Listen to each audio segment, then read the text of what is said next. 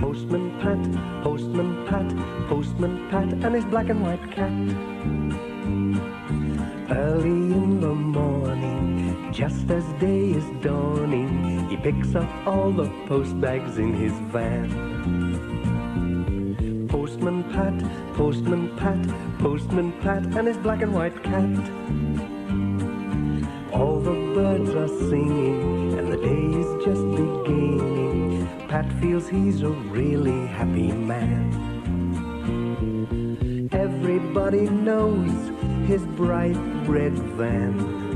All his friends will smile as he waves to greet them. Maybe you can never be sure there'll be knock, ring, letters through your door. Postman Pat, Postman Pat, Postman Pat, and his black and white cat. All the birds are singing, and the day is just beginning. Pat feels he's a really happy man. Pat feels he's a really happy man.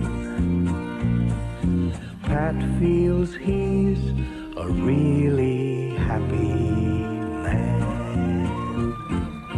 Boom, boom, boom, boom, boom, boom. What a lovely day, said Pat to Jess as they drove along the valley on a fine sunny morning.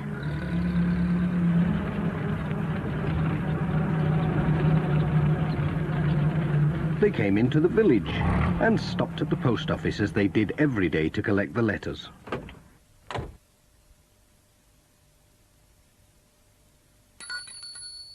Good morning, Pat called. Morning, Pat, said Mrs. Goggins. Looks like a busy day for you, lots of letters and parcels. Well, at least it's a nice day for it. That's odd, said Mrs. Goggins. Most of the post seems to be for Katie and Tom Pottage. Ah, but of course it's their birthday. Oh, so it is, said Pat. Won't they be excited when they see all these parcels? They are lucky. I remember when I was their age, waiting for the post. Hey, I'd better be on my way. They'll be looking out for me. Well, I'll be off. Goodbye. Boom, boom, boom, boom, boom, boom.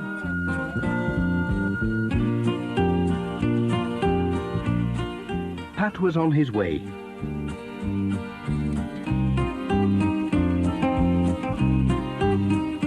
Before going to the Pottages, he had to call at the village school.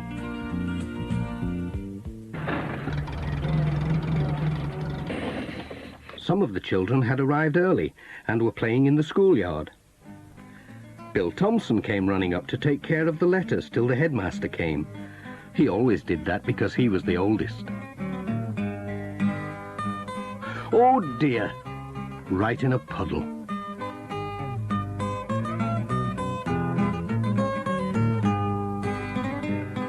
Sarah and Lucy Selby asked Pat if he was good at hopscotch because they'd just had new lines painted in the yard. Well, it's a long time since I played, said Pat, but I'll have a go.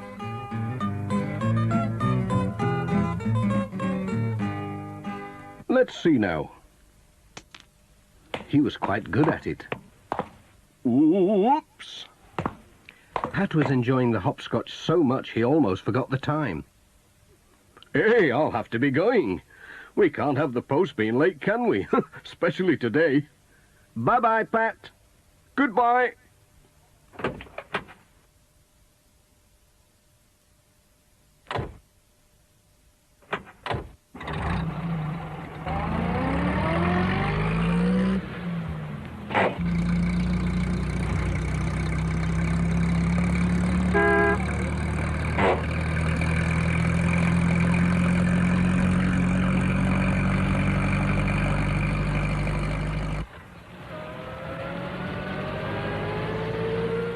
Turned in at Greendale Farm. Katie and Tom saw him coming and ran to meet him. They were so excited they couldn't wait to see what Pat had brought them. They're twins, you see, so it was a double birthday. Pat wished them a happy birthday then took a letter to their mother.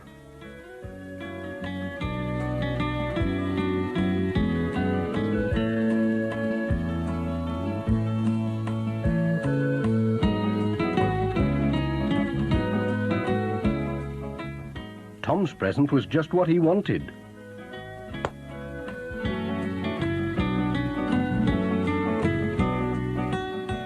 But Katy didn't seem very pleased with hers.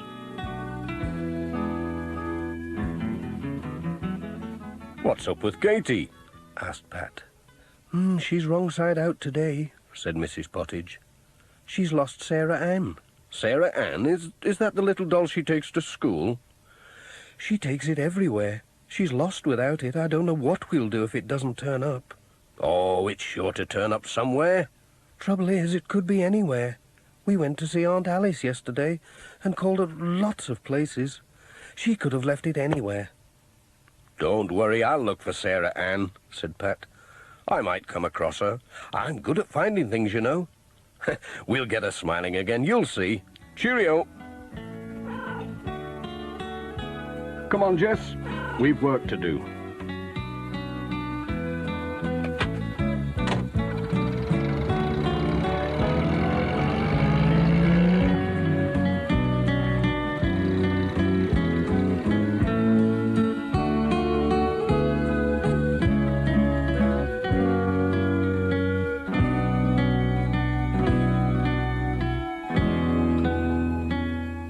The next stop was the church.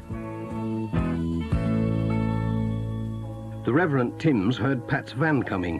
There was a card from Cousin Joan on holiday in Mallorca. Pat told him about Katy's lost doll. "Oh, she could have lost it in the church," said Reverend Timms. "She always brings it. Ah, well, seek and thou shalt find. Let's have a look. Mind your head."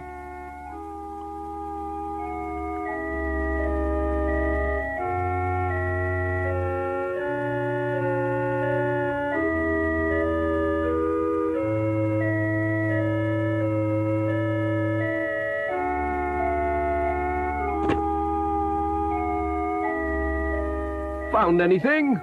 called Pat. "Oh, yes, a bump on the head." At last the Reverend Timms did find something, but it wasn't Sarah Ann. It was a lady's glove.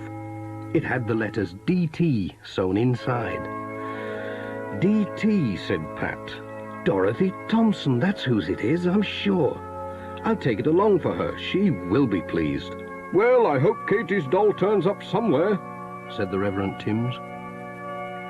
"We'll just keep on looking till it does," said Pat. "Thanks for helping. Cheerio."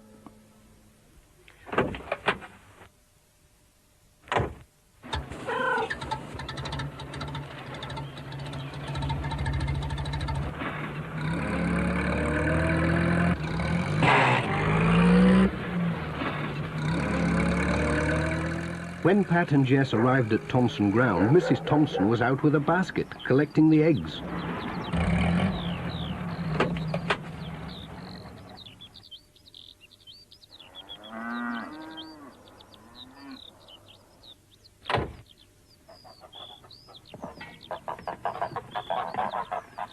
She was surprised when Pat gave her a glove with her letters. "Well, I never," she said. "Where did you find this? I've been looking everywhere for it." Then Pat told her about Katy's doll. "I was looking in the church for it. The Reverend Timms found your glove instead." "Now let me see. Katy and her mother came to tea yesterday. She could have left her doll under a cushion. We'd better have a look."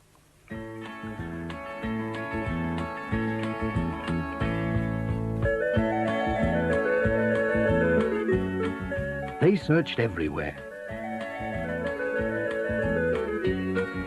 Mrs. Thompson found something, but it wasn't a doll. It was a penknife.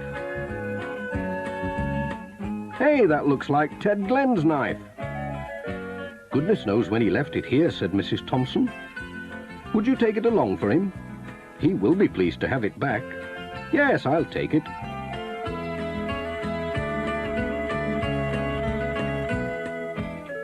"I do hope you find Katy's doll." "We'll keep looking. See you tomorrow." Cheerio. Bye-bye, Pat.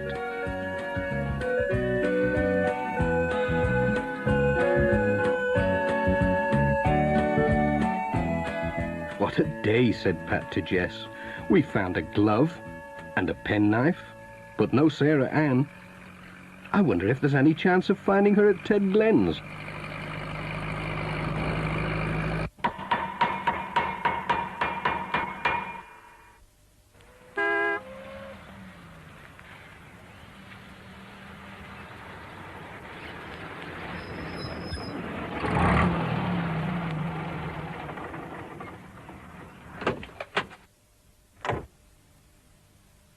Ted Glenn was delighted to see his knife. He couldn't guess where Pat had found it. When Pat told him about Katie's lost doll, Ted said, "Hey, she was here yesterday with her mother. They brought a lamp to repair." So they went to look in Ted's workshop.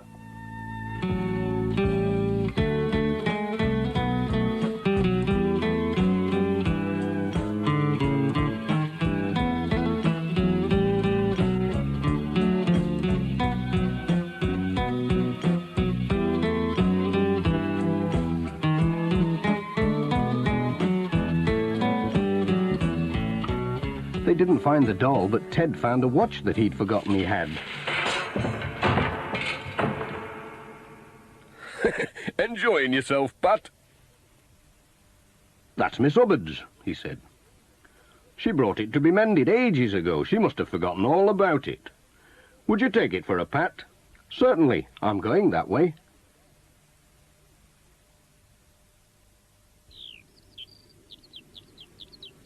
"I hope you find the lassie's doll," said Ted. "So do I," said Pat. "I seem to be able to find everything else. Bye, Ted." "So long, then."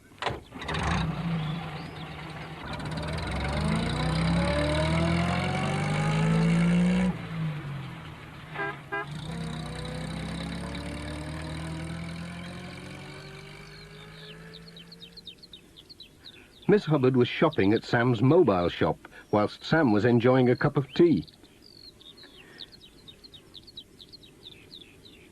Miss Hubbard was surprised to see Pat, and even more surprised to see her watch. Pat told them all about Katie's lost doll, but they hadn't seen it. "Poor Katie," said Pat, "and on her birthday too." "I know.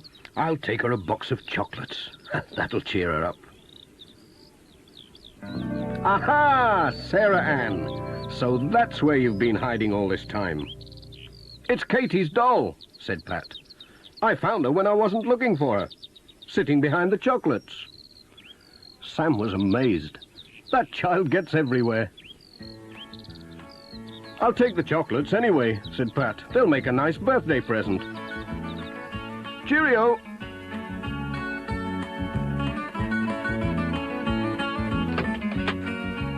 Here she is, Jess. Keep an eye on her.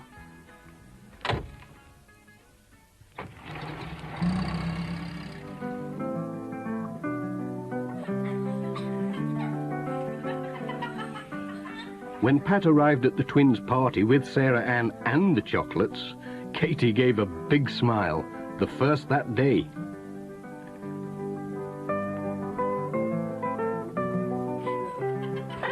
Jess joined in the party, and Pat had a piece of cake.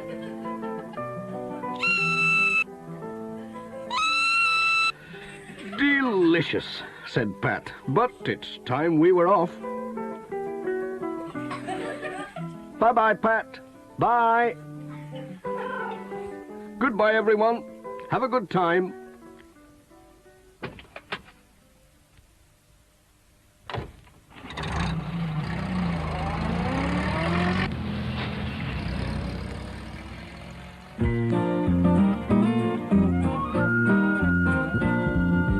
Postman Pat, Postman Pat, Postman Pat and his black and white cat.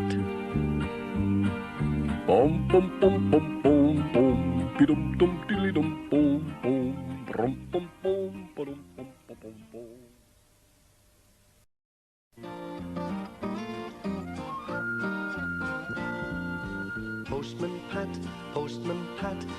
Postman Pat and his black and white cat. Early in the morning, just as day is dawning, he picks up all the post bags in his van. Postman Pat, Postman Pat, Postman Pat and his black and white cat. All the birds are singing and the day is just beginning. Pat feels he's a really happy man. Everybody knows his bright red van. All his friends will smile as he waves to greet them. Maybe you can never be sure. There'll be knock, ring, letters through your door. Postman Pat, Postman Pat, Postman Pat and his black and white cat.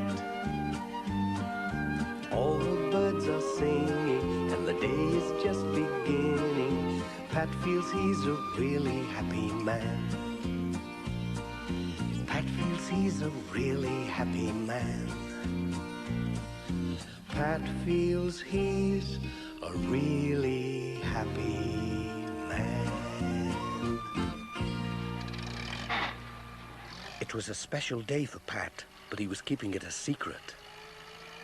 Now then, Jess, don't you give my secret away.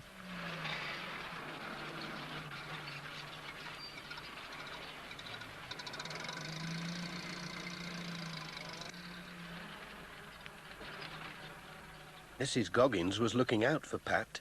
She was very pleased about something. "Hello, Pat," she said. "There's a lot of post today."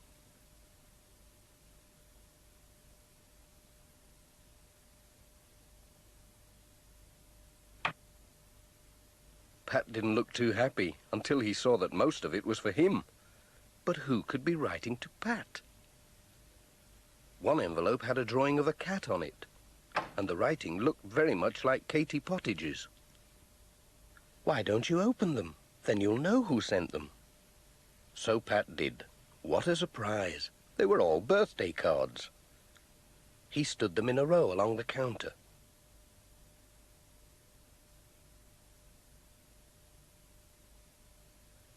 There was one from every person on his round. That was nice. But how did everyone know it was his birthday today? He'd kept it a secret all these years, and now they all knew. Funny. How on earth they found out, I couldn't say. But let me wish you a happy birthday too, and many happy returns.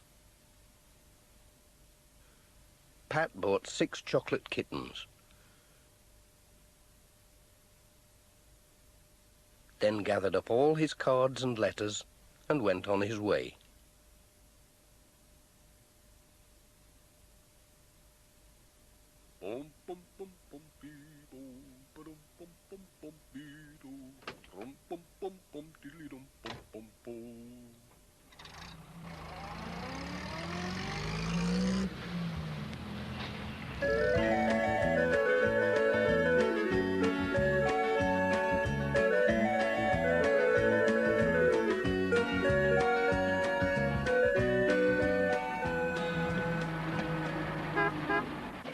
At Greendale Farm, the twins were looking out for Pat.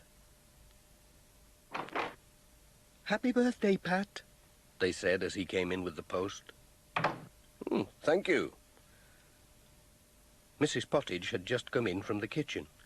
"Happy birthday," she said. Pat showed the twins his cards.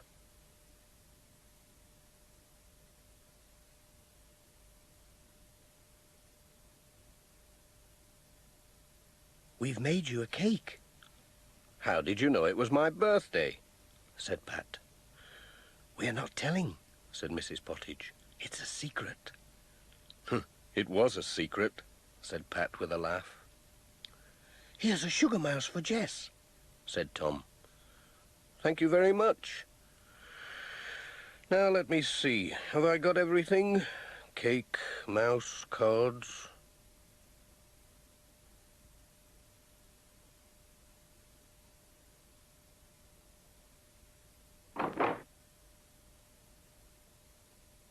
Goodbye.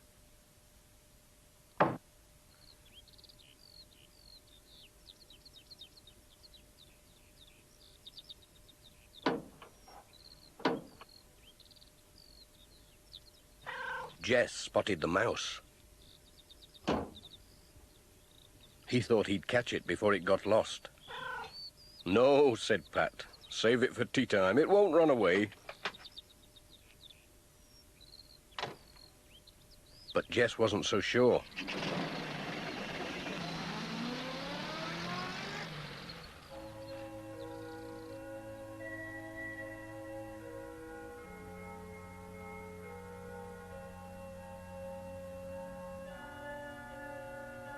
Hello, Reverend.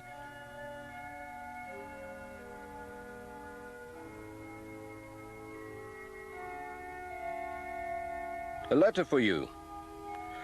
Oh, thank you. Been expecting this. And here's something for you to greet you on your birthday. Thank you, said Pat. It was a leather-bound Bible.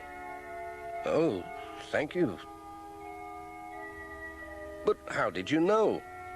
He who reads shall learn. Very kind of you. Goodbye. Godspeed.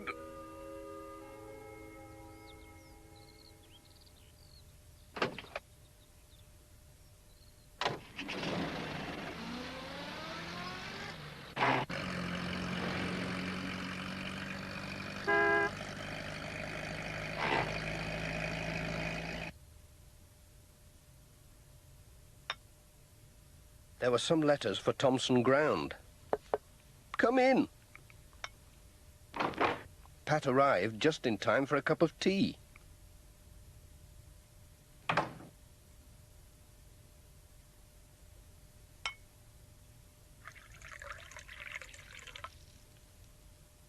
Thank you. Oh, your letter.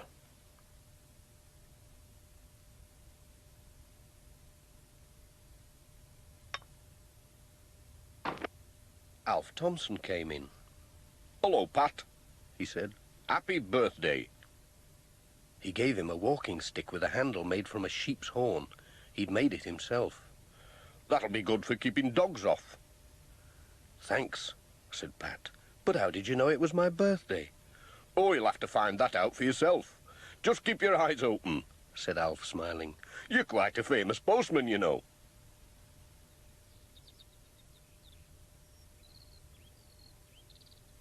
Whatever does he mean? Thought Pat. He was getting more and more puzzled, and his van was filling up with presents.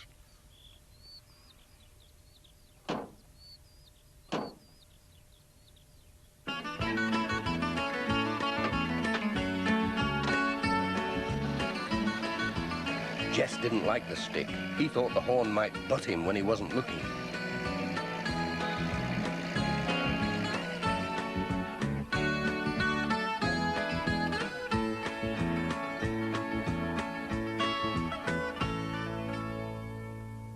Granny Dryden was busy cooking when Pat arrived with the letters.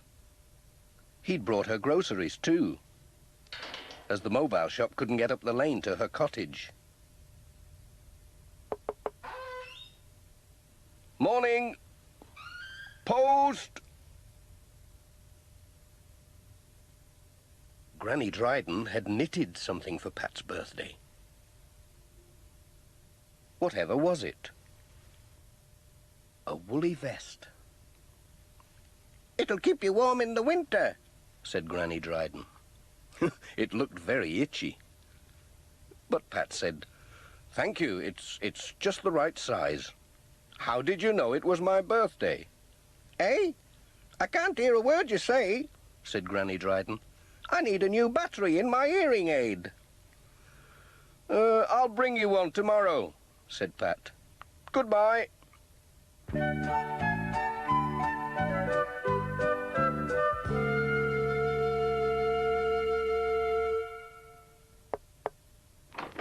At Miss Hubbard's cottage, there was a glass of fruit juice waiting for Pat. There were 2 letters for her. Miss Hubbard drank his health and wished him a happy birthday. Cheers. She gave him a steering wheel cover made of red velvet. Thank you. That's lovely. She didn't tell him how she knew it was his birthday. Goodbye.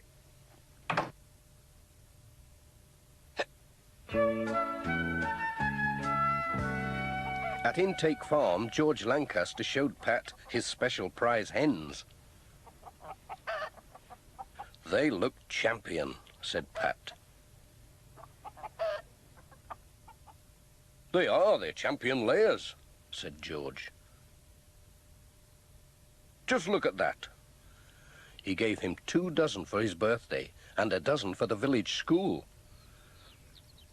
Thanks for the eggs, George.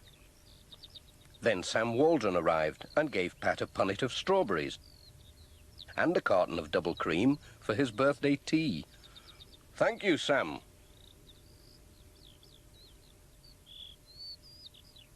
Bum bum bum bum bum bum bidum dum dilly dum bum bum rum bum bum badum bum bum bum.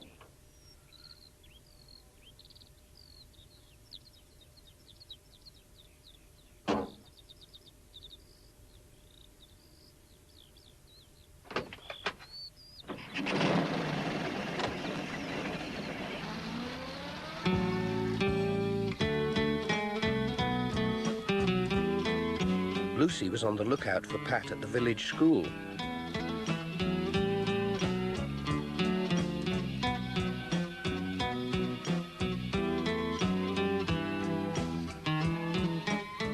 The children had made a picture of him on a big sheet of card with Happy Birthday written underneath and all their names.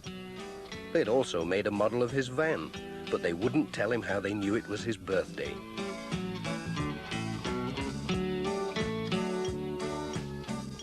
Pat had presents for them, a chocolate kitten each and the eggs from George Lancaster.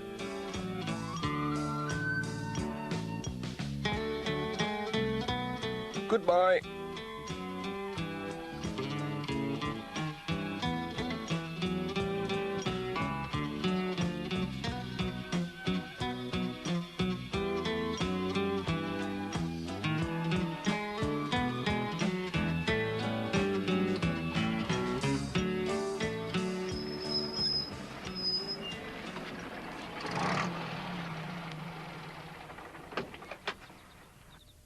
The day's round was nearly finished.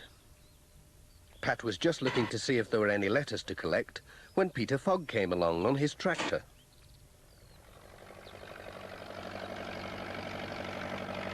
He stopped to wish Pat a happy birthday. Pat told him how everyone seemed to know about it. Don't you know why? Said Peter Fogg, laughing. I wish I did, said Pat.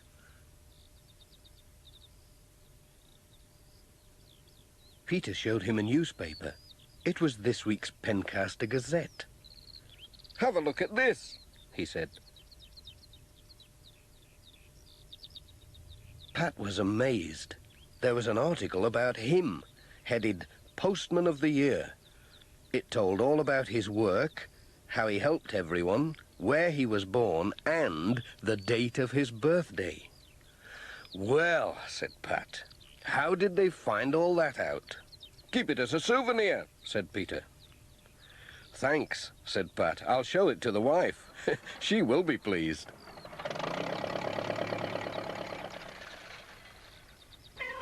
All right, Jess, I'm coming. I know it's been a long day, but we're off home now.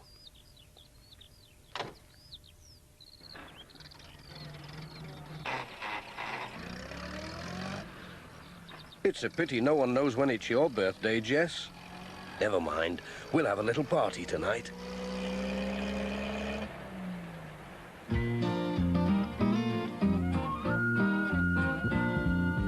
Postman Pat, Postman Pat, Postman Pat and his black and white cat. Bum bum bum bum bum bum, bidum dum dilly dum bum bum, rum bum bum badum bum bum bum.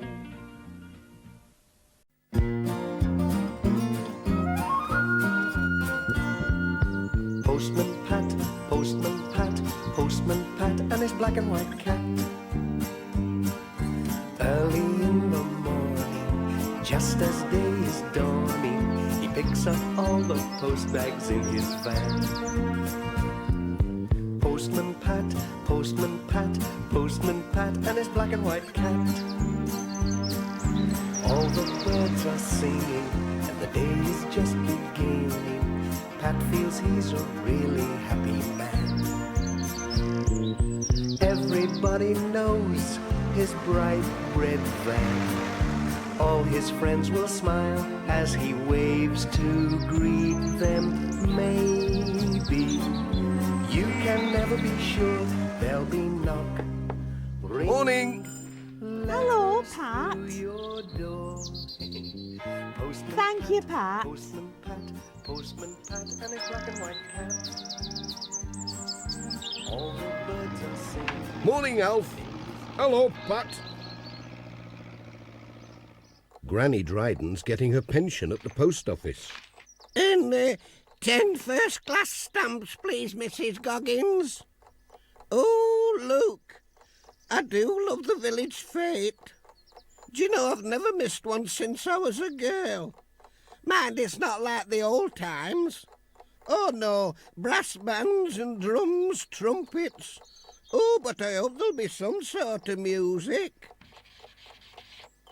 Oh, I'm sure.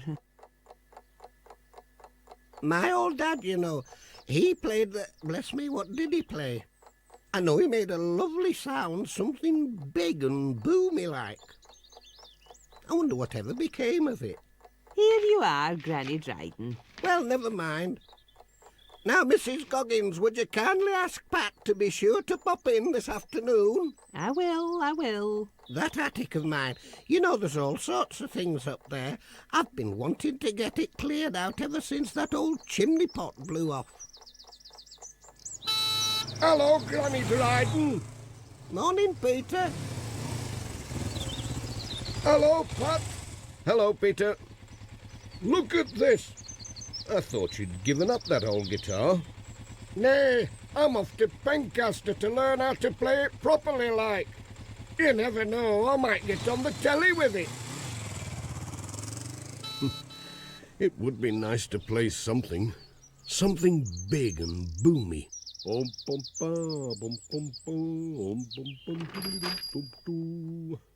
You're sounding cheerful today, said Mrs. Goggins.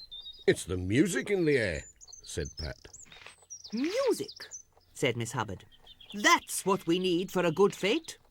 Now then, Reverend, do you think that old record player of yours could keep going long enough to churn out a few jolly old tunes? Oh, I think Ted'll be able to mend it. He's kept it going all these years. Oh, Pat, I nearly forgot. Granny Dryden asked if you'd pop in. Righto. Bye, Pat. I expect she's got something for the fete. Bye, all. Bye, Pat. It's time for Pat to be on his way.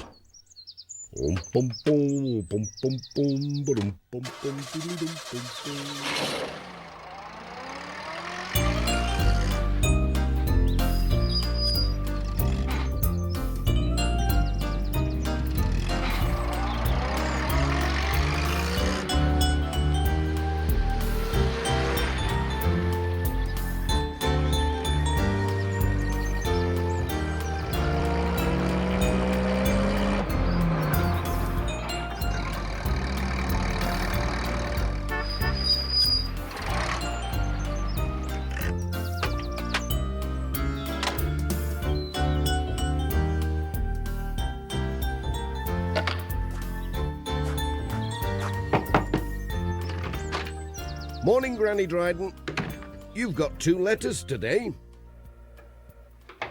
Oh, Pat, I'm glad you've come. There's some things in the attic and they'll be just right for the fete. You know, some old hats and dressmakers' dummies and things. Could you climb up and have a look? Me old legs, you know, they're too wobbly for that ladder. They'll be there somewhere.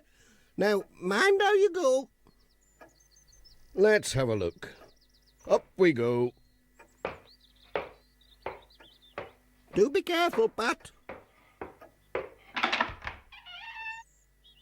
It's a bit dark up here. I won't be able to see a thing. Where do I start? What's in here? Ah, a torch. And it works.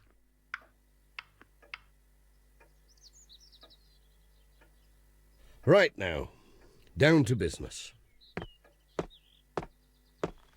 Oh dear, what a jumble. Just like my granddad's hat. Must have been here since I was a lad. Stylish. I like that. What's over here? A chair. A coffee pot and kettle. Boxes and tubs. I say, this looks promising.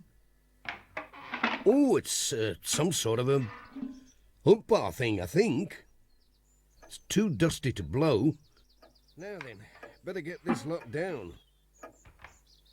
Look out below. Whoops.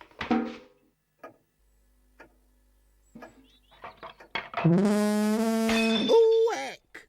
Here, Pat, you give me such a fright. I thought it was my old dad for a minute. You know, off to play in the Greendale Brass Band. Do you know you're the very image of him? Now I remember, Pat, it was the tuba, that's what he played. I tell you what, you know you're welcome to it. Why don't you learn to play it? You know, we could have a new band in Greendale. Real live music for the fete. Well, I might do that.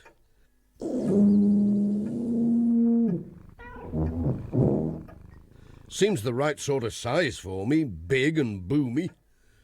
Better than that little old bugle I had when I was a lad in the Scouts. Thanks, Granny Dryden. Very kind of you. Bum bum bum bum bum bum bum bum bum bum bum bum bum. Bum bum bum bum beedo, bum bum diddly dum beedo,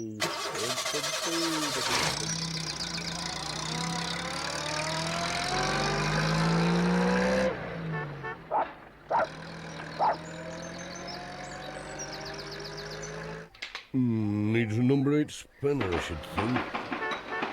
Oh, he's Pat. This filter needs cleaning.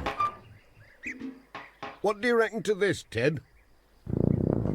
Oh, stop! Well, Ted. I reckon it wants a spot of something before it gives me headache, Pat. Let's try a drop of oil.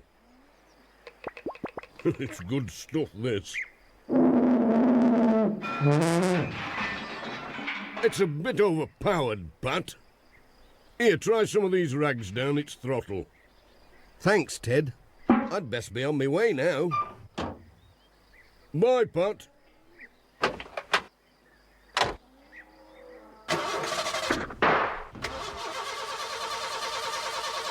Oh, dear. She won't start, Ted. Nay, it's no good, Pat. I can't mend it just now. It needs a new plug. Oh, dear, Jess. How on earth are we going to deliver all our letters? I'll tell you what, Pat.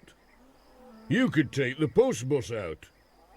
I can give you a lift into the village to pick it up. I think you'd better sit in back with that thing. I can't risk getting a blast from it when I'm driving. Young Jess can keep me company. Are you with us, Pat? Ready. And off they went. But Pat just couldn't resist having another toot on the tuba.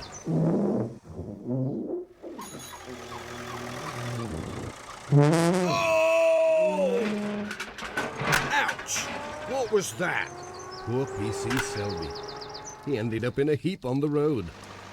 Pat was so busy puffing and blowing that he didn't see him.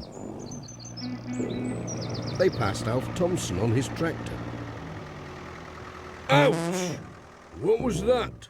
Sounds like a tyre blowing. What a noise. Help! Road hog!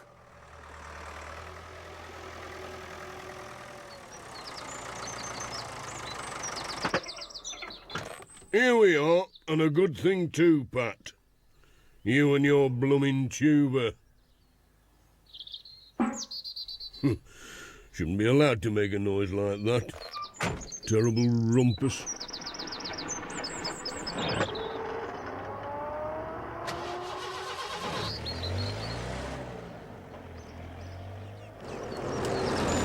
Pat was on his way again.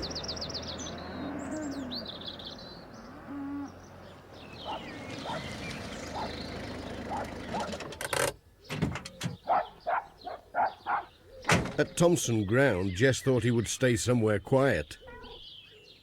But there was no one about.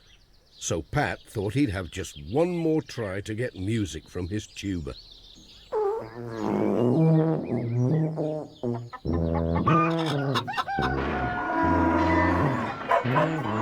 going on out here? What was that terrible noise? Sorry, Dorothy. It was only me, trying to make music. Music, Pat?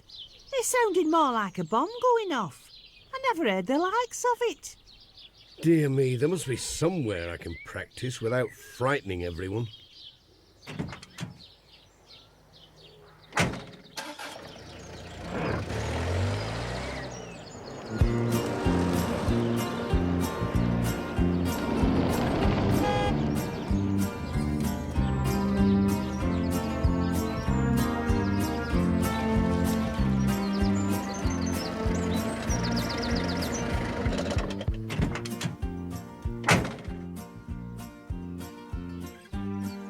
Yeah, looks quiet enough here. Nobody about? Nice and shady.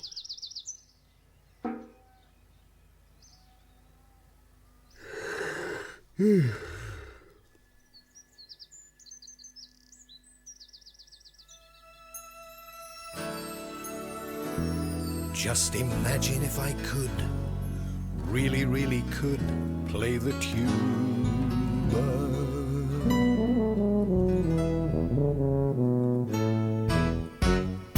We could have a great time making music, like the old days with the village band. I would practice every day, so I could join and play, and I'd try to make a very lovely sound. I'm so lucky that I found this lovely tuba. Now I've got a chance to try my hand. With my practice every day, I'd soon be proud to say that I can make a really lovely, really proper sound. Putting up the music, we must get to know the score. Think what we can play. Oh, our music will be sure to have a beat. And the tuba, it would make a sound, sure to give a richer sound. No mistake would make the sound complete. It's lucky that I found this lovely tuba.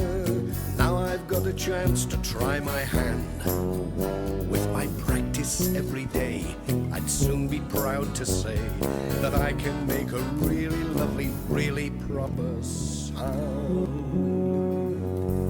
I'll try to make a really lovely, really proper sound.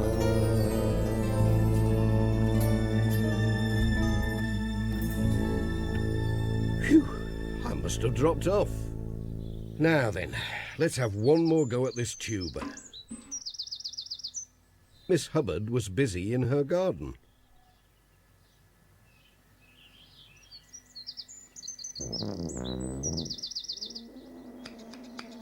Oh! Oh dear! My prize blooms! What was that? Morning, Miss Hubbard. A parcel for you. Did you hear that dreadful noise, Pat? What do you think it was?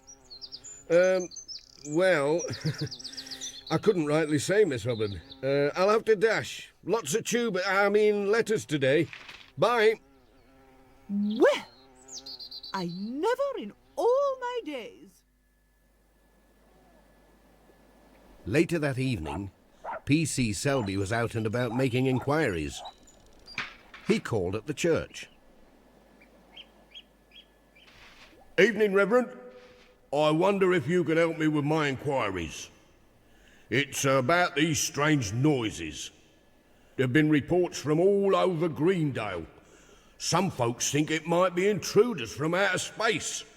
Even I, an officer of the law, was thrown from my bike by a loud noise and a vibration in the air. Yes, officer. This requires some thought. You know what the Bible says, I suppose? Make a loud noise and rejoice. Dear heavens, what's that? That's it, Reverend. Dreadful, I'd call it. I'll go and investigate.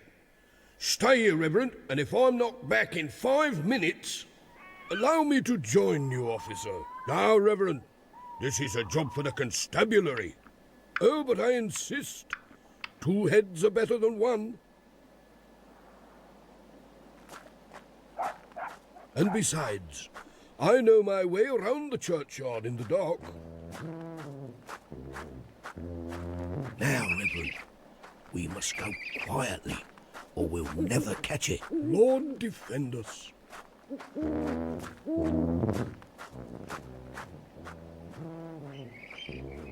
Careful, Reverend. We're close. Maybe I should fetch help. No time for that. Aha! I can see the culprit. A mysterious shape in the gloom. Look, over there.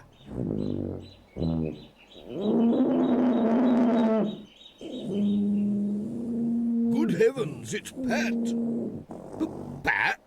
Hello, Reverend. Hello, P.C. Selby. What's all this about, Pat? Well, it's me tuba. Most commendable. He wants to make music. Oh, yeah, but you didn't fall off your bike, did you? I'll have a word with Major Forbes. He can teach you, Pat. He played something like it in the army. It's time to get ready for the fete. Ted Glenn's fixing the bunting. Pat's giving him a hand. Everybody helped. P.C. Selby came to keep an eye on things. He soon had his hands full. Whatever are these dummies for, Pat? They're for the Knock the Hat Off stall. As well as helping with the preparations for the fete, Pat had his rounds to do.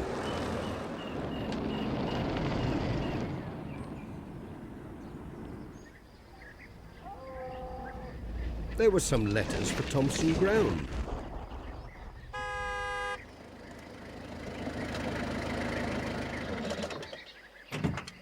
Dorothy was making jam to sell at the fete. Morning, Mrs. Thompson.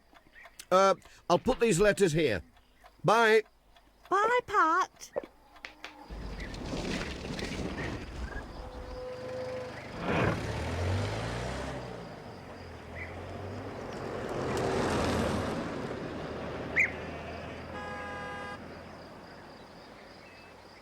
And in between, he had his tuba lessons at Major Forbes.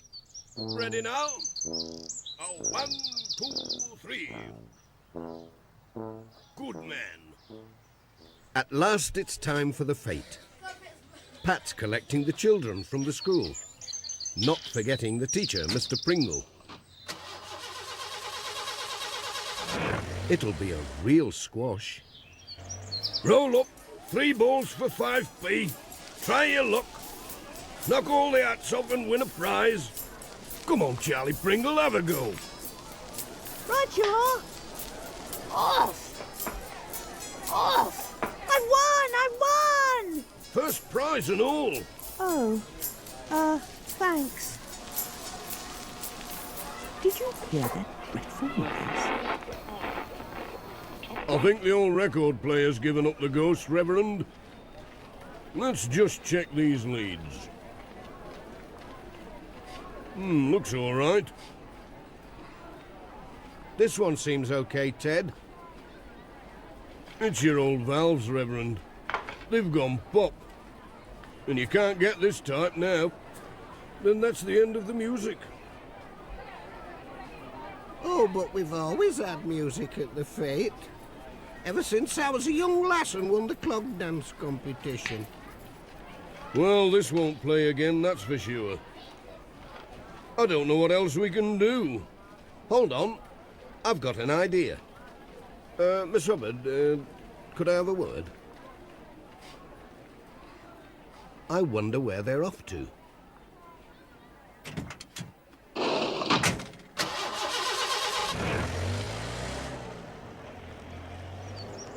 Heading for Miss Hubbard's?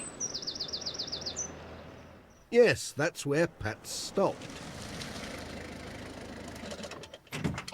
And here's Peter Fogg on his motorbike.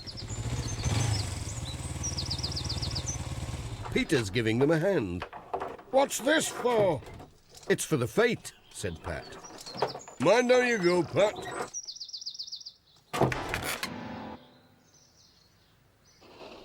How about bringing your guitar and joining in? Hey, champion, said Peter.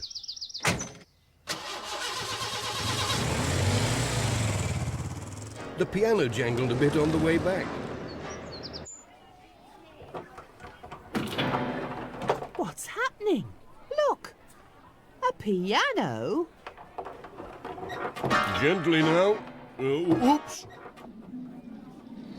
Oh, do be careful. It's a good job it's on wheels. Stop. That'll do. Here's Peter with his guitar. All right, Major. Good man. Here's an A.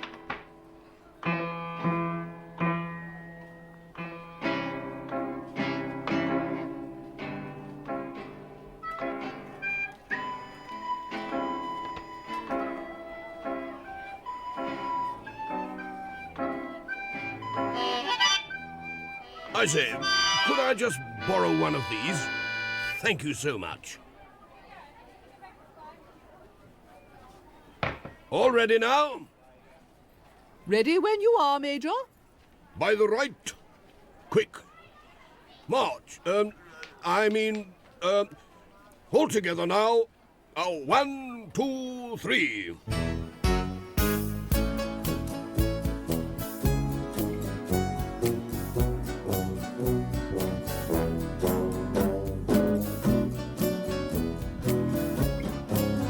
Puts me in mind of the days when I was a lass. Isn't it just grand?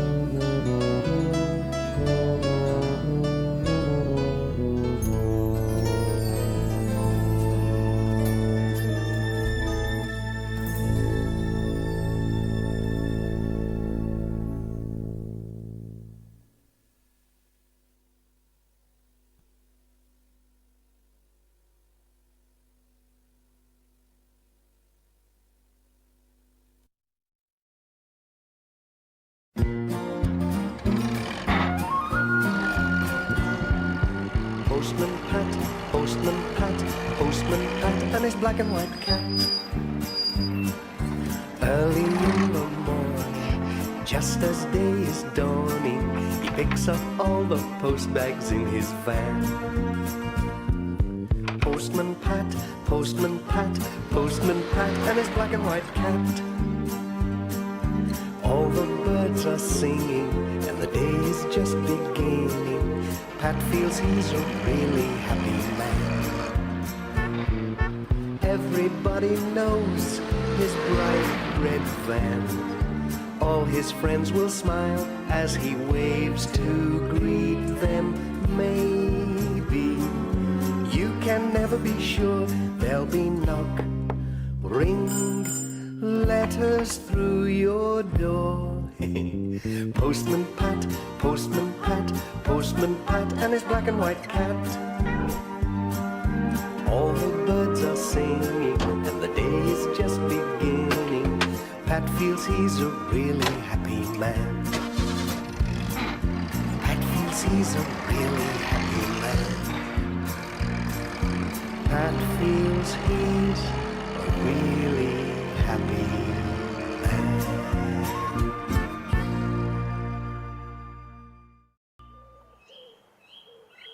It was a lovely morning in Greendale. The flowers were blooming in Pat's garden. And so were the weeds. Pat was up early. The garden needs a going over. I could do a spot of weeding before I go to work. Pat arrives at the garden shed. I'll need a spade.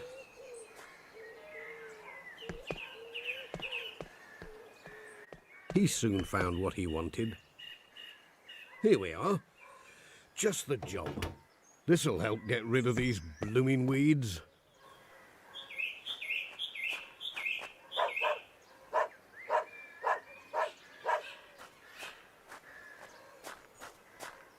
There was plenty to choose from. Just look at that time. Pat's going to be late with the post.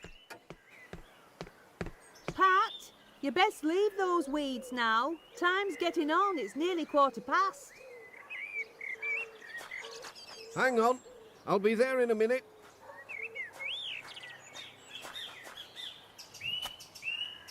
I'll just shift this.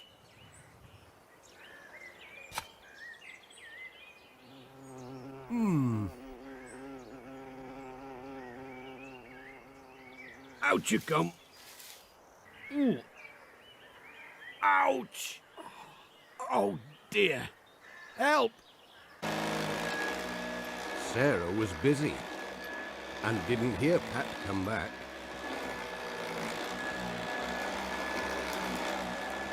Ooh. Ouch! Oh, my back. Ooh. Are you all right, Pat? Oh, dearie me, what's happened to you? Ooh. Oh. It's my back. Oh, it doesn't half hurt. I was just pulling this grass. Here, let me straighten you up. Ow! Ow! Oh, stop. It's worse like that. I think I'd better call the doctor. I can't leave you standing there all day, propped up on the table. Bless me. That's just the person I need. Dr. Gilbertson happened to be passing. Hello, Doctor. Oh, what a piece of luck, seeing you. Poor old Pat's hurt his back. Can you come in and have a look at him? Of course I can. Poor Pat. Now then, Pat, what have you been up to? Oh, hello, Doctor. Only a bit of weeding. Ooh, ow! It's my back. Let's have a look now. Does it hurt when I press here? Ow! Oh! Sorry about that. Yes, you've pulled more than grass. You've pulled a muscle. That's what you've done. And you need to rest it. A day in bed, and you'll be as right as rain. A day in bed? That's right. And I'll send round some lotion to help ease the pain. Oh, dear. Bye for now. Cheerio, Doctor. Bye, and thank you. What about the post? I can't just stay in bed with all the letters and parcels waiting to be delivered. I know. You can take the letters. Oh, me? You're joking. Well, I suppose I could. I did work for the post office once, and I can drive. Give old Sid a ring in Pencaster. I'm sure he'll be able to fix it. There's nobody could do it better than you. You know the way round as well as I do. Well, I will. It'll make a nice change going out with the post. I'll give them a buzz right now.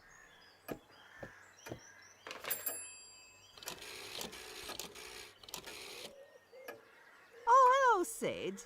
Yes, it's Sarah. I'm calling to see if I can replace Pat today. I can't stay here all day. He's got a bad back. That's fine. Yes, you too. Bye. There we are. That's all fixed up. Now, I wonder if Pat's hat will fit me. Oh, postwoman Sarah. What a laugh. I'm off, Pat. Sid gave the OK. Have a nice rest. Bye. Bye, Sarah. Jess wondered what was going on.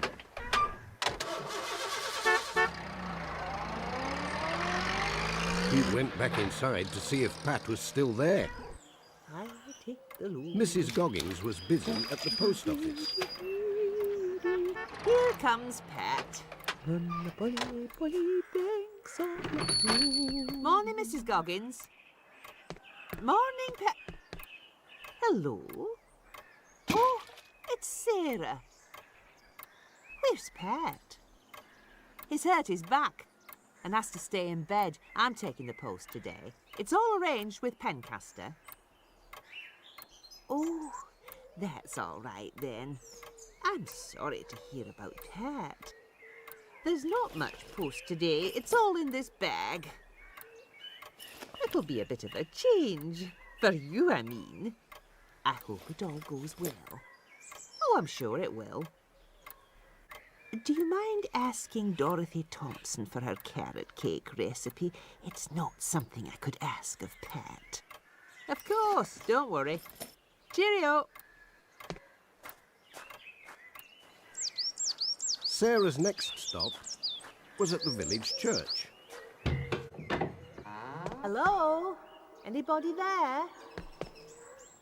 Morning, Reverend. Bless me. What's happened to your voice, Pat? Oh, it isn't Pat. Sarah. What a surprise. And a parcel. Lovely. But where is Pat? Laid up with a bad back for the day. Oh, the poor boy. I'll pop in and give him a game of chess. That'll take his mind off it. Thanks, Reverend. Cheerio. Goodbye, Sarah.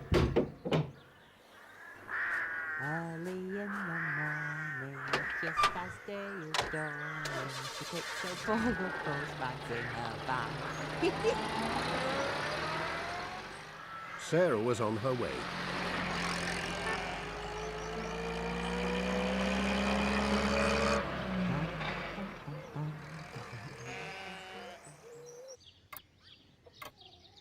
At Thompson Ground, Dorothy Thompson was very busy in the kitchen. That sounds like Pat. Now I wonder if he's forgotten.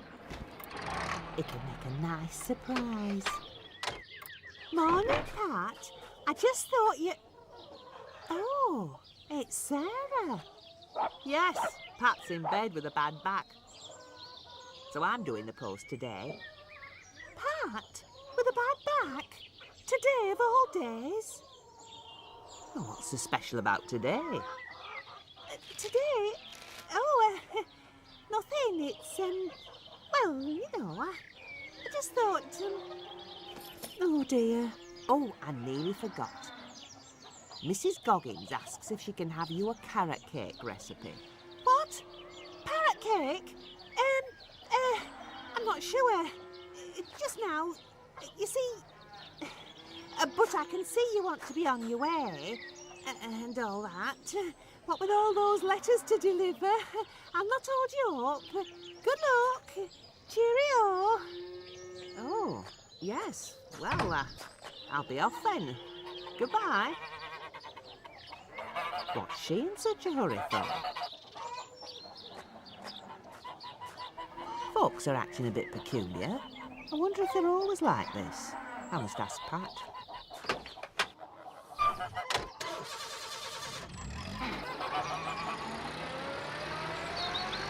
Sarah was on her way.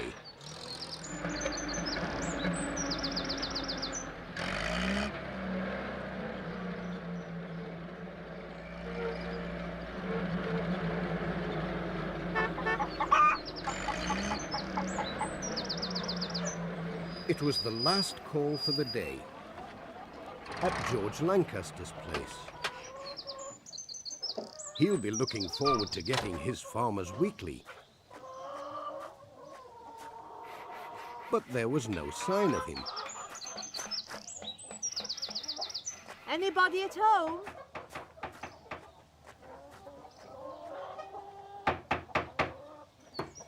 Well, hello, Sarah. What a surprise. Hello, George. Here's your magazine.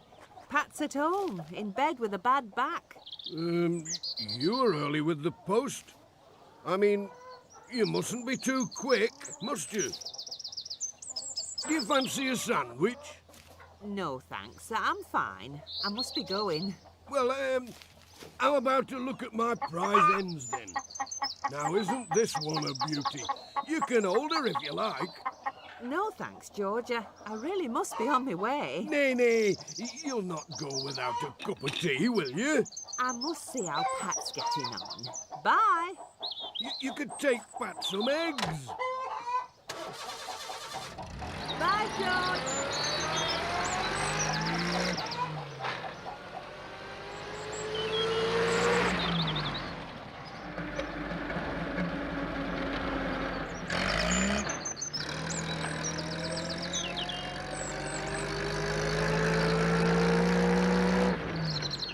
What a strange day it had been.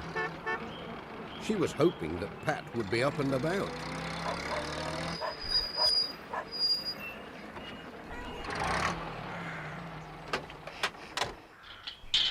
Hello, Jess. Have you been taking good care of Pat?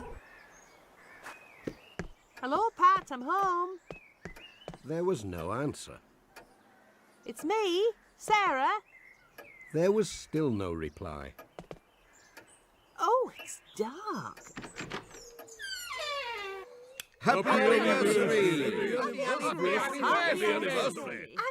Anniversary? And I thought Pat had forgotten. We all wanted you to have a special party as a big surprise. Have an anniversary cake. I can tell you I had a shock when I saw you coming with the post. Well, I did smell baking, but you didn't give me time to ask about it. And here's one parcel that arrived late. Happy wedding anniversary. Oh, lovely. Oh, but I nearly forgot. How's your back? The ointment I gave him and the day's rest did wonders. Here's to Pat and Sarah. Ornithologist, my fault. Hooray for Greendale! Hooray!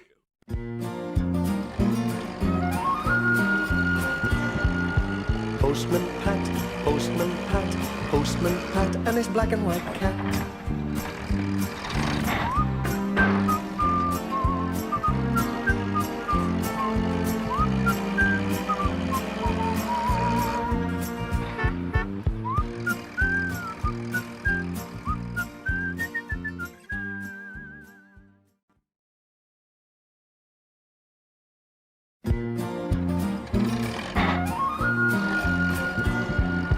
Postman Pat, Postman Pat, Postman Pat, and his black and white cat.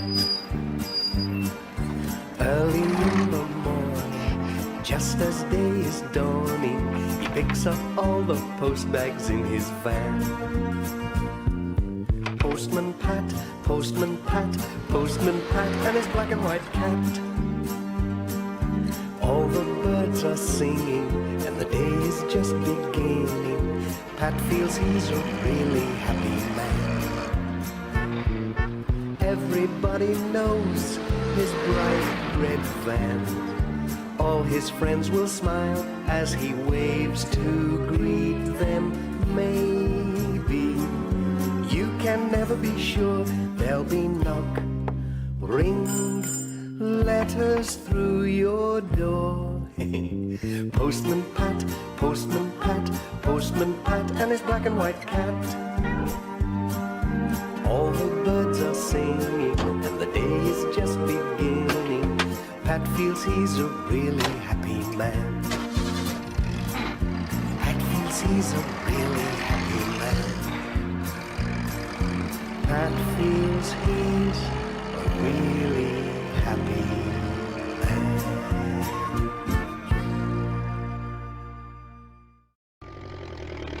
It all started early one morning when Peter Fogg met Mrs. Pottage. Morning, Peter. Morning, Mrs. Pottage. She was on her way to the post office with a big parcel. A very big parcel. Shop. Anybody in? Hello, Mrs. Pottage. I was just brewing up. Would you like a cup?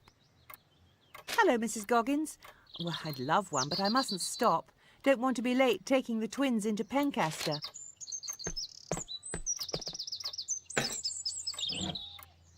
Not too disappointed about the tour, are they?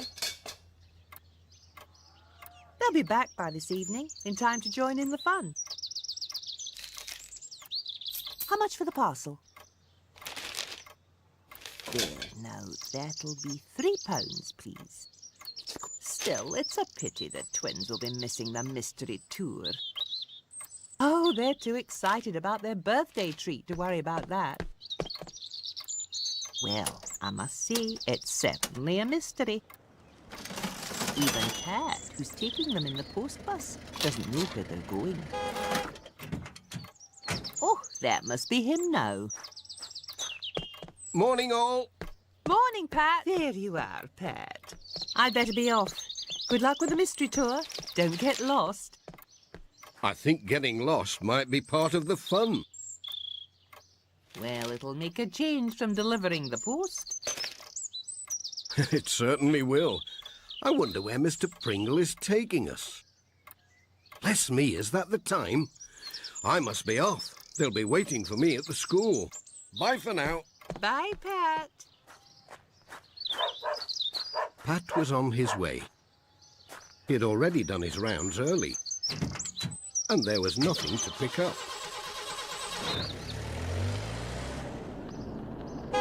Good morning, Pat. Morning.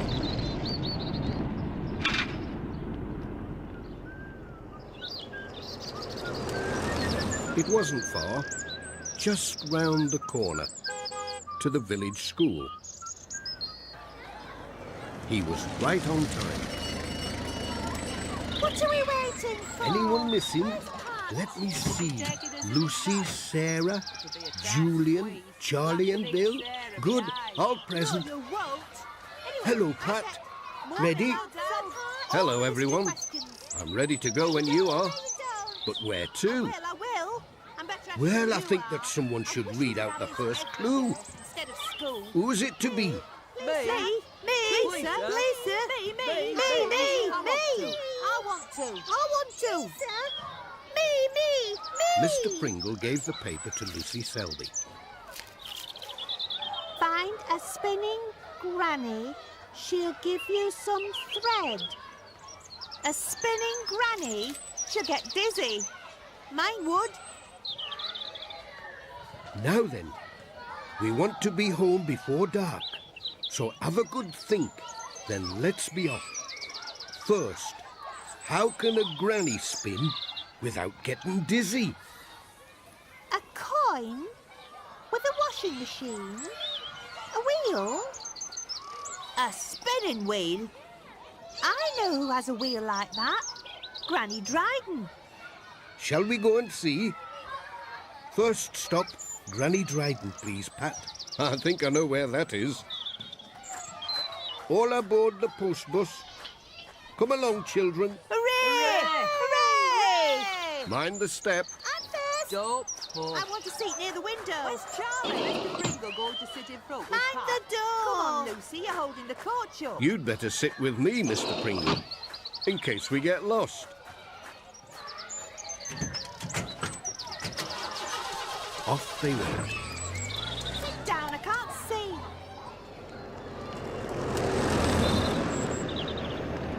I bet I'll solve all the mystery questions. I bet you don't, I bet you don't. I will. I'm better at it than you are. I wish we could have this every It was very quiet at Granny Dryden's cottage. Charlie knocked at the door, whilst Lucy peeped in at the window. I'm first. Don't push. Was this the mysterious bit? They all crept in to find out. What a surprise! Sitting at an old-fashioned spinning wheel, in clothes they had only seen in books, was Granny Dryden, fast asleep.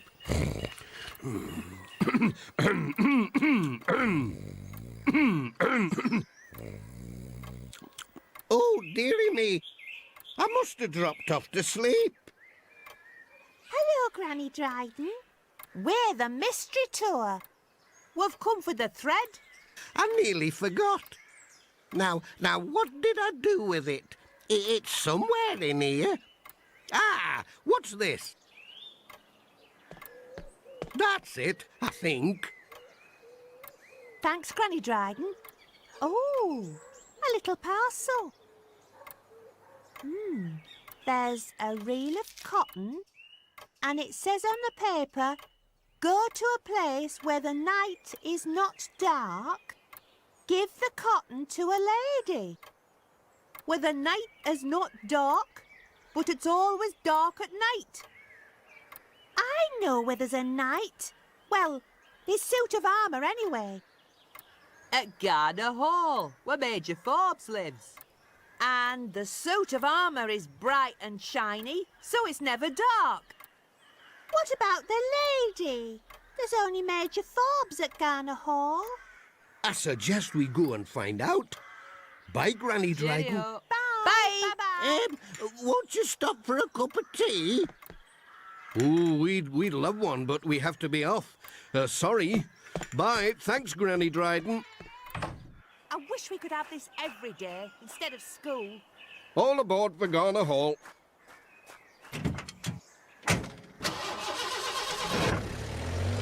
You mustn't make a mistake on a mystery tour. Otherwise, you end up getting lost. But Pat soon found Garner Hall, his next stop. Where's the night? Spooky, I call it. There's no lady either. I can hear someone.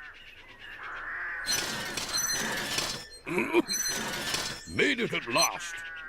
Hello, one and all. Hey up! It's the night! Lady Hubbard greets you with her basket of surprises. Now, who's to give me something? Oh, you do look lovely, Miss Hubbard. Oh, thank you, Lucy. Now, what about the basket? Thanks, Miss Hubbard. Have a look in the basket. You might find the next clue. I've got it. It says, find a royal crown in a very small town. Go post haste. There is no time to waste. A royal crown? Haven't seen any in Greendale. There's one on the post bus. And there's another on Pat's van. Pat always stops at the post office. We'll ask him to stop there again today, shall we? Come on. Good luck. Bye. Bye-bye. Mind how you go. Cheerio. Bye. Cheerio. That wasn't easy. But we're not finished yet. Bet we get the next one quick. Look who's talking. Oh, shut up, you two. It didn't take them long to get back to the village and onto the post office. Here they come.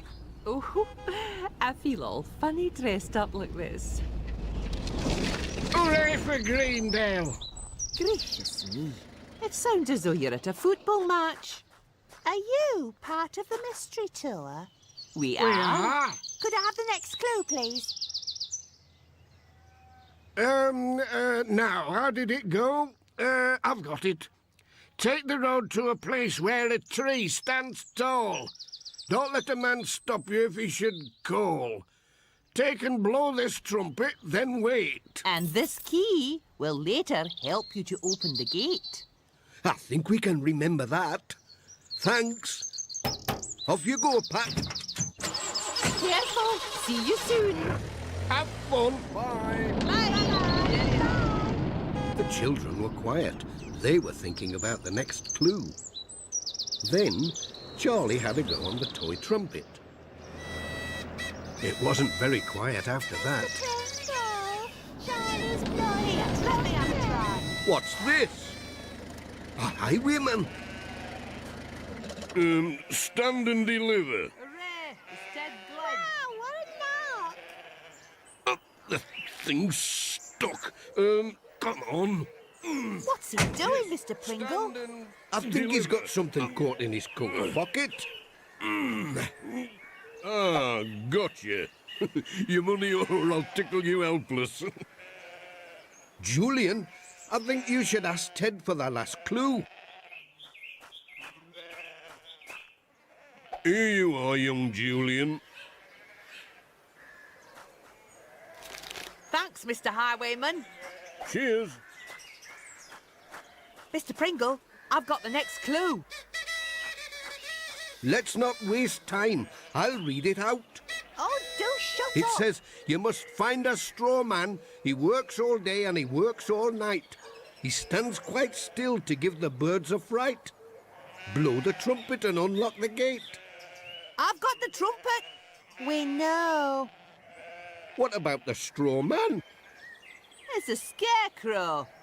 Next stop, a scarecrow. Bye, Highwayman. Ted. Bye. Mind how you go. I wish I could dress up like that. And I'd take money off people. You'd lose your specs, silly. No, I wouldn't give over you. They soon came to the scarecrow. He was standing outside Thompson Ground. Come on, follow me. Wait for me, because I've got the key. Oh, it's fiddly. Got it. We're here. We made it. Oh, look, they've got drinks. Just in time. Come and get it. I bet you're all hungry. There's plenty for everybody. Safe and sound and thirsty. Have you got something for a hungry highwayman? Hello.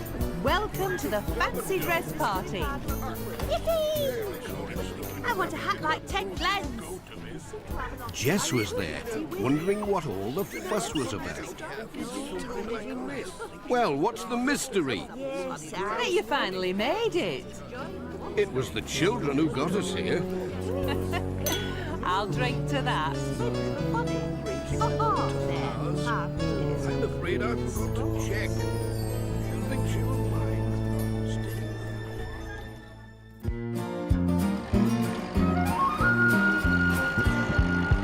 Postman Pat, Postman Pat, Postman Pat, and his black and white cat.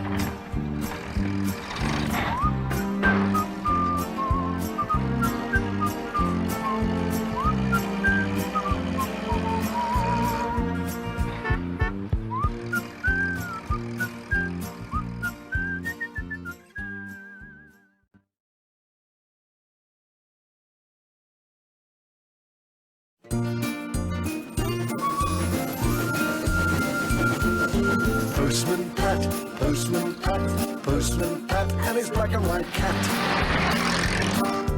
Early in the morning, just as day is dawning, he picks up all the post bags in his van. Postman Pat, Postman Pat, Postman Pat, and his black and white cat. All the birds are singing, and the day is just beginning. Pat feels he's a really happy man. Everybody knows his bright red van. All his friends will smile as he waves to greet them. Maybe you can never be sure there'll be knock, ring, letters through your door. Postman Pat, Postman Pat, Postman Pat, and his black and white cat. All the birds are singing, the day is just beginning. Pat feels he's a really happy man. Pat feels he's a really happy man. Pat feels he's a really happy man.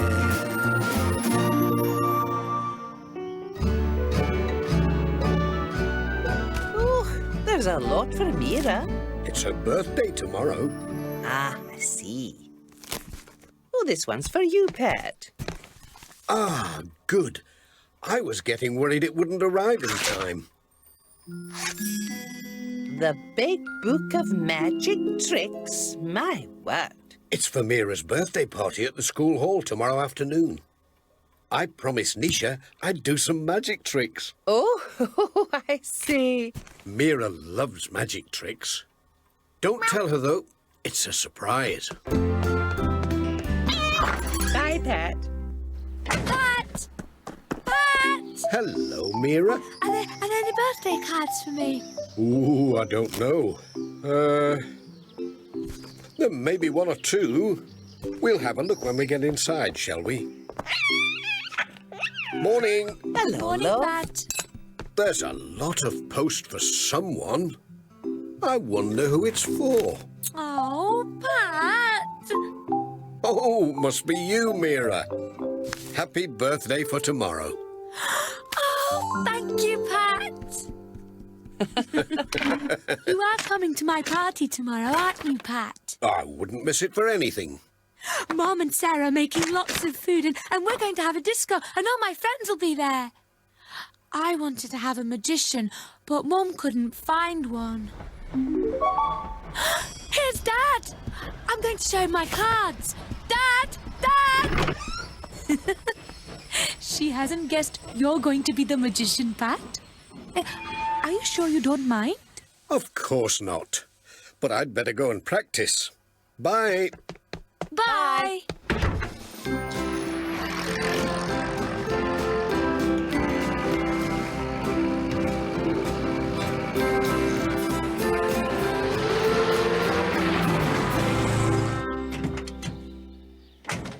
Hello, Pat. Ajay. I got the book. Let's have a look. What are you going to do, Pat? Levitation. Make a friend float up in the air. Oh, that'll be good. Yes, but it needs a big car jack to lift them with. That's no problem. I've got one in the shed. That's perfect, Ted. We'll do that then. How about this? The box of mystery. Make your friends disappear right before your eyes. Mira'd love it if you could make her disappear. What about the box? We can make that, can't we, Ajay? Why? That's it then. If I do some card tricks as well, we'll have a perfect magic show. I'll go home and get practicing. And we'd better get started, Ajay. Not much time before tomorrow, eh? Righto. Thanks, Ted. Thanks, Ajay. Come on, Jess.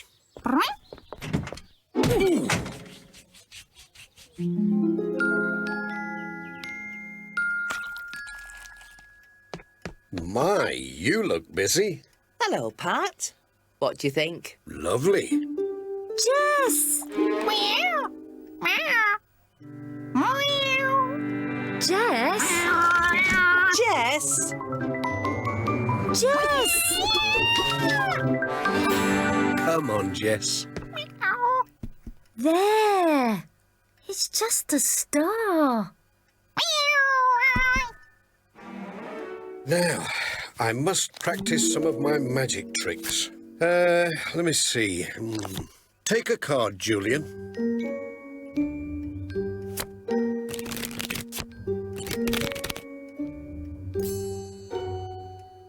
Now, put it back. Whoops.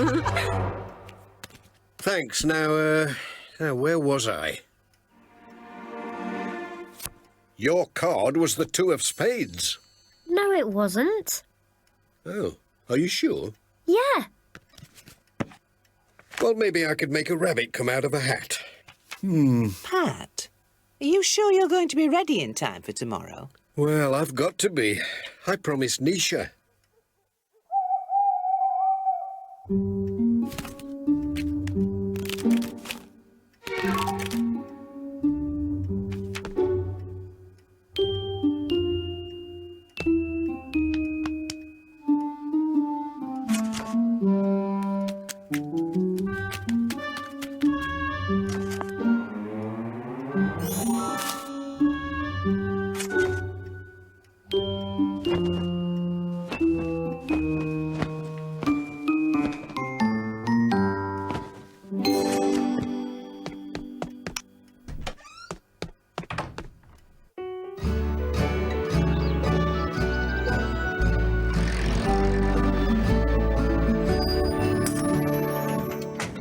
Hello, Pat.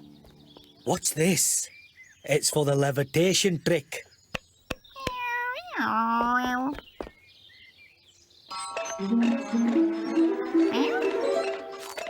That's great, Ajay. And there's the box of mystery finished and all.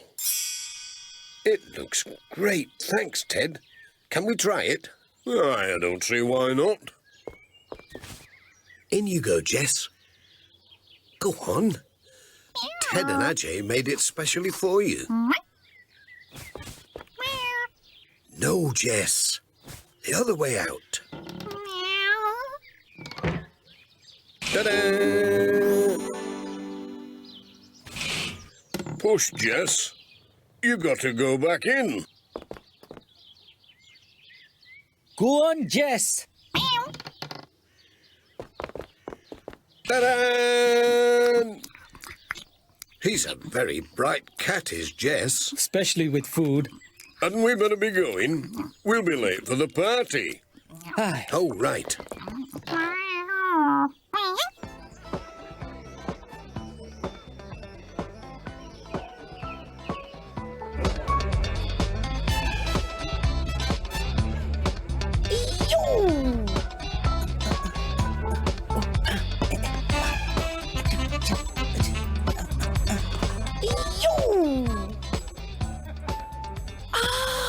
Mum! Go on.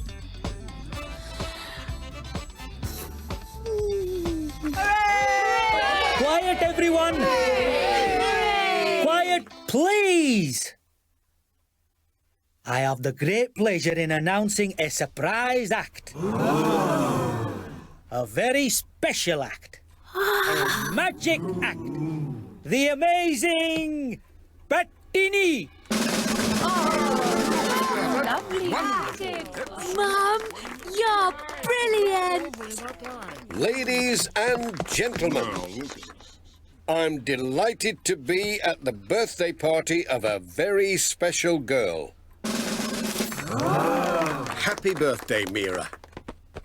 Oh dear, I seem to have lost your birthday present. Now then, where did I put it? Ah, here it is. Oh, thank you, Pat. Lucy, would you take a card Okay. and put it back, please? Oh, no. With the magic that I've got, your card will rise up to the top. The 9 of diamonds. Is that your card, Lucy? Yes. It's gone. 9 of diamonds, diamond 9. I command you now to rise and shine.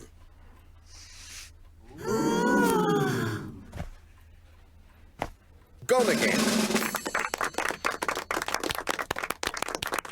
Now those naughty cards have had it.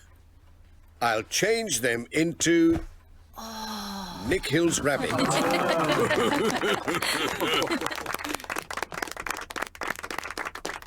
Now, I need a volunteer. Please, Dad. Please. No. Not this time. I think it's really got to be someone who's having a birthday today. Would you lie down on the magic carpet, please? With this magic, you shall fly higher up towards the sky.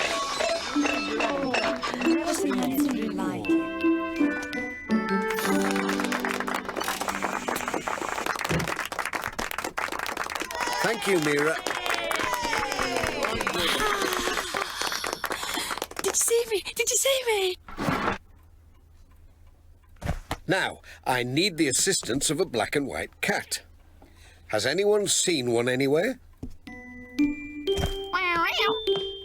This is my most difficult trick of all. Jess, my cat, my black and white cat, my cat that we all know. I command you, Jess, my black and white cat. My black and white cat must go. Where's he gone? Don't worry, Tom. I can soon make him come back.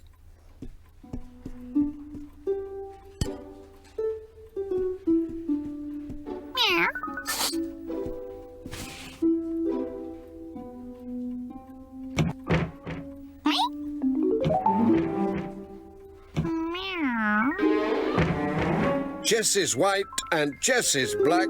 I command you, Jess, come back, come back. Oh dear. Perhaps he's decided to stay invisible. Jess! Jess! Oh dear, poor Jess. No, it's all part of the act. Is it? Oh, I see.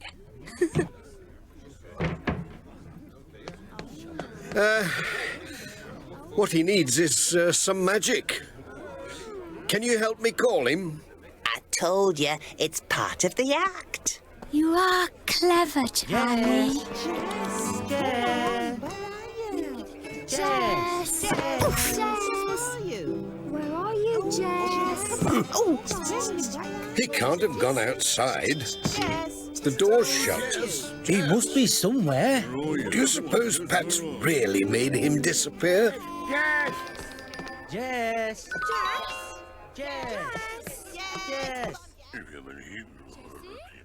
Really?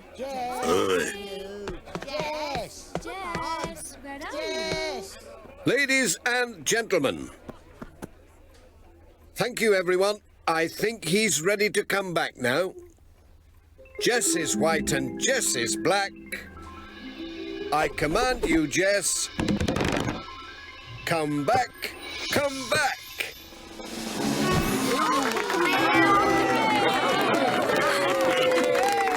You are clever, Dad.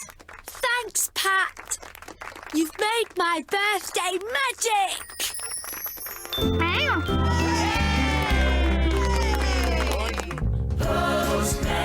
Postman Pat, can you guess what's in his bag? Is there a letter? Is there a parcel? Is there a postcard? What's left? Just the cat.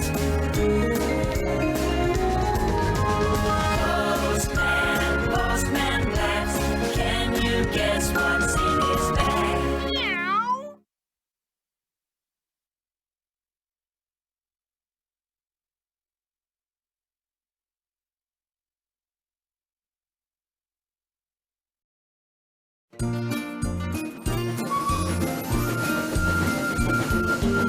Postman Pat, Postman Pat, Postman Pat, and his black and white cat. Early in the morning, just as day is dawning, he picks up all the post bags in his van. Postman Pat, Postman Pat, Postman Pat, and his black and white cat. All the birds are singing, and the day is just beginning. Pat feels he's a really happy man. Everybody knows his bright red van. All his friends will smile as he waves to greet them. Maybe you can never be sure there'll be knock, ring, letters through your door. Postman Pat, Postman Pat, Postman Pat, and his black and white cat.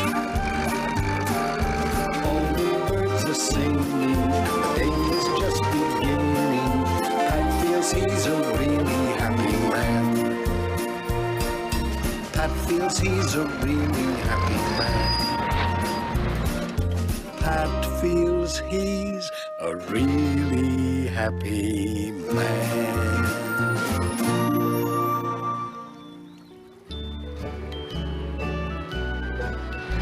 That's it for the morning, Jess.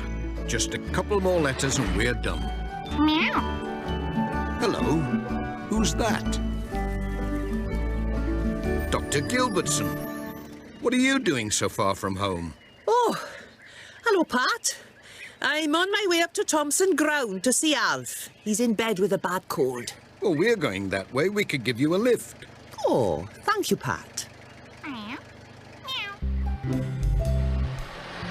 It must be hard work visiting your patients without a car, Dr. Gilbertson. Oh, I can't complain, Pat. Home visits are part of my job. Although I must say it is very nice to have a lift once in a while.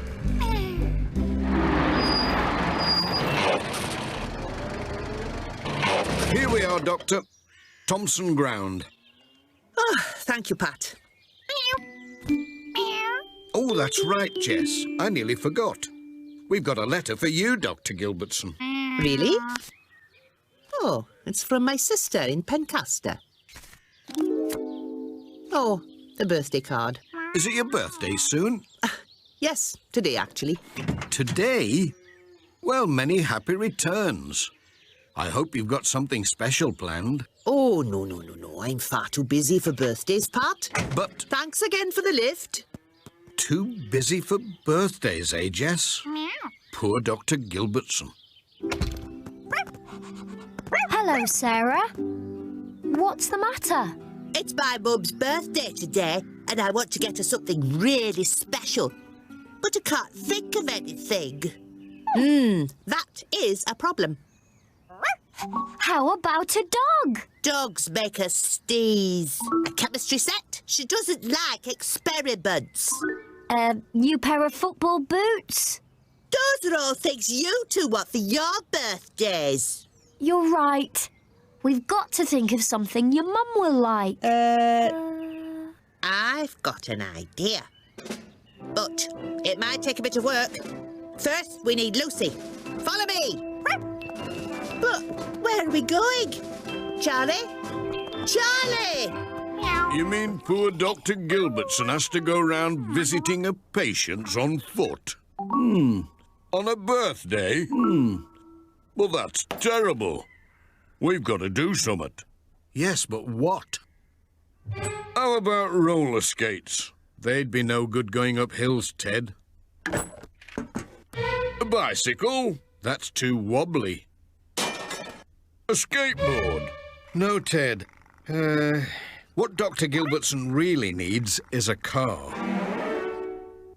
A car, eh? Come and have a look at this.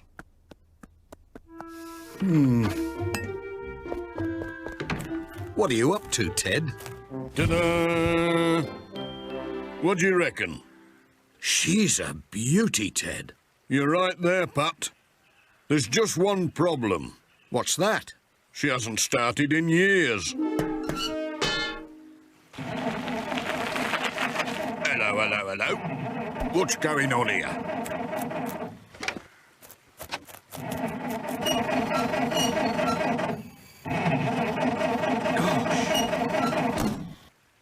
No luck? Nothing. Hello there. What's all this noise? It's this car. We want to fix it up as a birthday present for Dr. Gilbertson. Dr. Gilbertson's birthday, eh? Yeah. Now, that is special. Trouble is, she won't start. What you need is an expert. Someone who really knows their stuff. What about Ajay? He restored the Greendale rocket. This might be right up his street. Of course I'll do it, Pat. I'll come over right away. That's great news, Ajay. See you soon. Bye. What's that, Ajay? Can't stop, Nisha. It's Dr. Gilbertson's birthday today. I'm off to help Pat and Ted organise special surprise. Dr. Gilbertson's birthday, eh? We should do something special. What about a surprise tea party? Capital idea. We'd better get started then. We haven't got a moment to lose. There she is! Hey, Lucy, stop! We need your help. It's my mum's birthday today, and Charlie's had this brilliant idea. We're going to write her a song. And sing it for her. But we need a good singer. Will you help? Will you? I suppose so. But first I've got to... No time for that, Lucy. Come on. Oh, dear. Oh, dear, oh, dear, oh, dear. Well, what's the verdict? Well, the bad news is that she hasn't been driven for a long time. The engine's dirty, you see. Several parts will need replacing. Oh. The good news is that it's nothing I can't fix. Given the right tools, some spare parts and lots of tea and biscuits. I'll get me toolbox. I'll find the parts. And I'll make the tea. Whoops.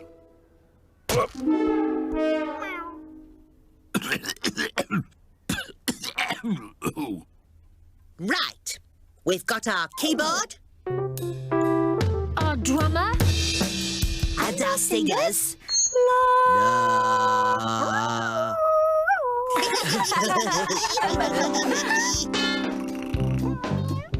Thanks, Pat. That's just the ticket. Pass me the wrench, will you? Oh.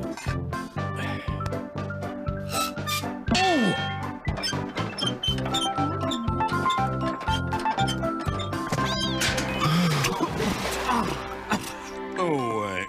I'm sorry, Arthur. Well, at least it's washed off the coal dust.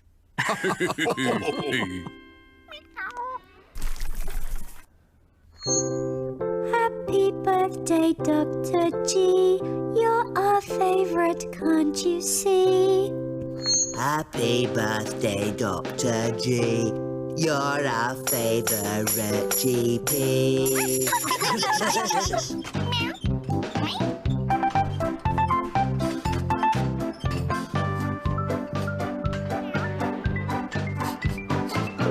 And we've come to say...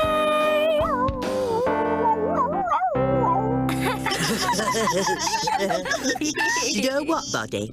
I think we'd better leave the singing to the people who are good at it.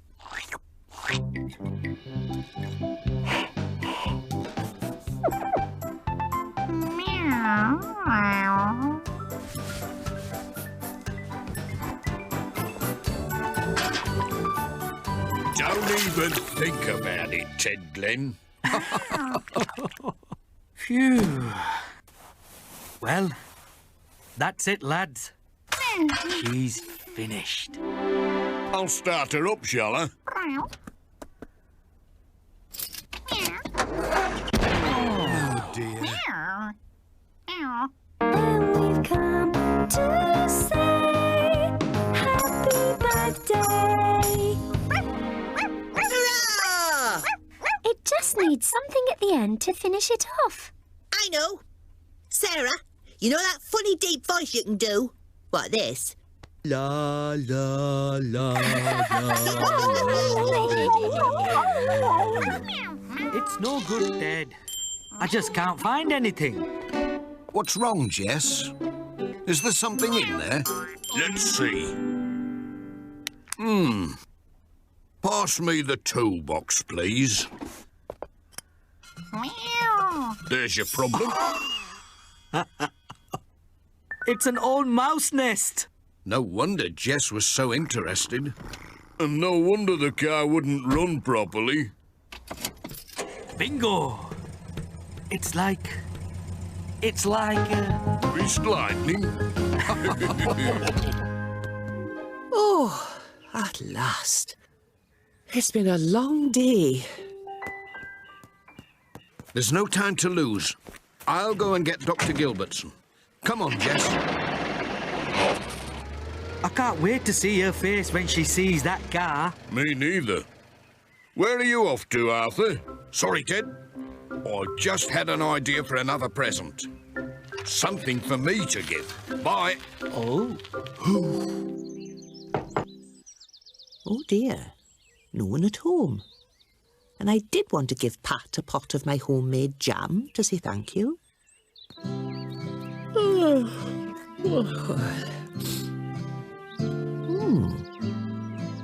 Perhaps I'll sit down and wait for a bit. I think I'll close my eyes, just for a minute.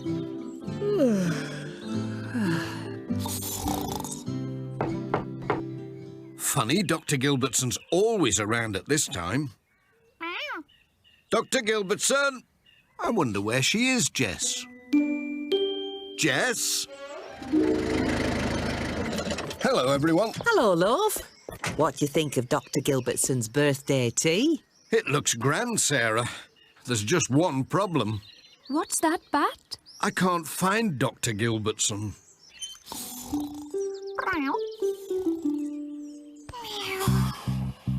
Right then. Tell Ajay and Ted to bring the car down here.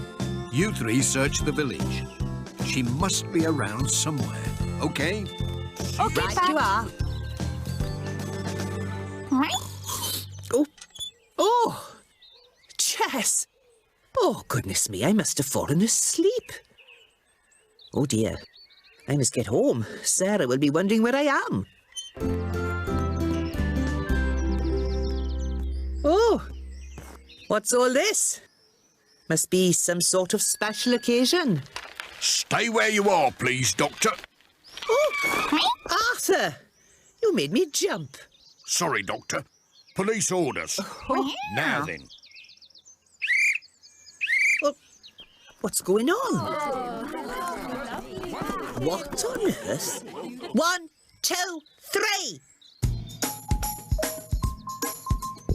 If our tongues begin to swell, or if our throats get sore, you're the one to make us well. You bring us the cure, so we're here to share on your special day. And we've come to say happy birthday. Happy birthday! Oh, happy birthday, Bob. Thank you, children. That was marvellous. Oh, but what's this? What a lovely car. Do you like it, Doctor? Oh, yes, it's beautiful. Well, good, because it's for you. For me? It should make your doctor's rounds much easier. And this is from me, in case it ever breaks down. Oh, Arthur, how kind. Pat, everybody, I don't know what to say. Well, there's nothing to say, except... Happy birthday, Dr. Gilbertson. Postman, Postman Pat, can you guess what's in his bag? Is there a letter? Is there a parcel? Is there a postcard? What's left? Just the cat. Postman, Postman Pat, can you guess what's in his bag?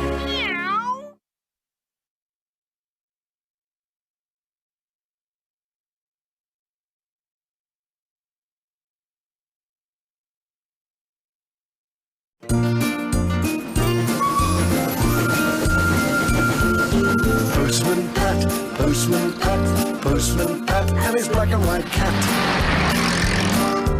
Early in the morning, just as day is dawning, he picks up all the post bags in his van.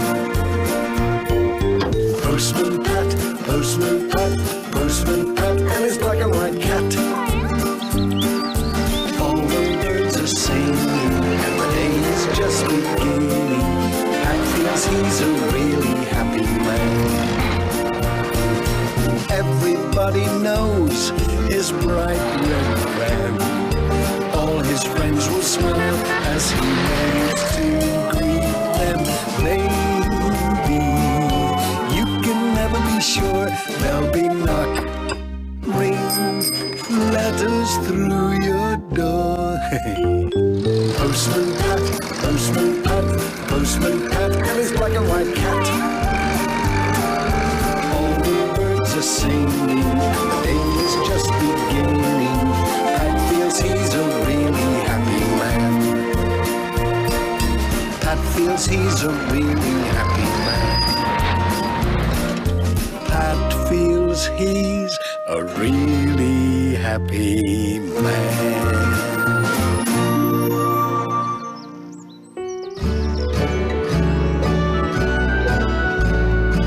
Hey, look at the time.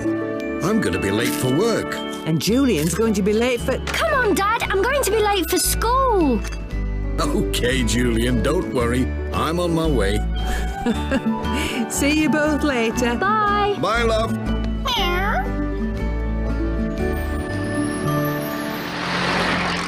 Hold it. What's the trouble, Arthur? There's no trouble, Pat. That's the trouble. What do you mean, Arthur? Well, I've got nothing to do. No one really needs my help anymore. That's why I've asked for a new job with the Pencaster Police. What? You mean you're leaving? Yes, I'm expecting a phone call from the Pencaster Police Station to say everything's going ahead. Meow. Anyway, can't stand a chat. I'm sure you're busy. Come on now, move along, move along.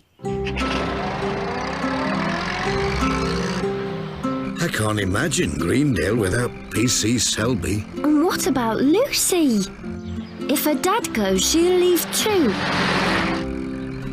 What if we give him a big party? Then he'd see how much everyone needs him. That's a good idea, Julian. I'll tell everyone on my rounds and ask them to meet at the Green this afternoon for a big P.C. Selby party. Might as well go back to the car. Maybe someone will have an emergency to report. Sir, me and my dad met P.C. Selby this morning. And he's leaving Greendale to work in Pencaster. Oh, no! Lucy, is this true? I wasn't supposed to say anything. Don't worry. My dad's going to have a big party for your dad on the Green after school, so everyone can tell him how much we want him to stay. Mr. Pringle, can we write a song to sing for P.C. Selby? Well, I think that's a great idea, Julian. Great! Yay! Brilliant! Oh. You all right, Ted? Eh? Oh, sorry, Pat. Just mending Dr. Gilbertson's car. Morning, Pat. Hello, Ajay. I'm glad you're both here. I need to talk to you about P.C. Selby. Huh? Eh? I think he's leaving Greendale. Oh.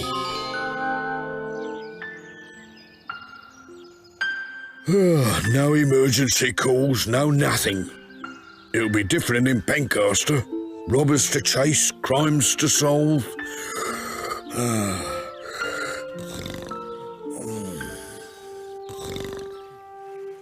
A party for P.C. Selby? That's a grand idea, Pat. We could do with his help on Dr. Gilbertson's car. Why don't you give him a call, Ted? I know he's not busy. I will. At least we need him, eh, Pat? Right then, children. We'll all listen to the songs and decide which one's best for P.C. Selby. Katie? Sarah? This is a song for PC Selby. What we really, really want. What we really, really want. What we really, really want. What we really, really want. What we really, really want. Policeman! Yeah! That was, well, that was very interesting. Now then, who's next?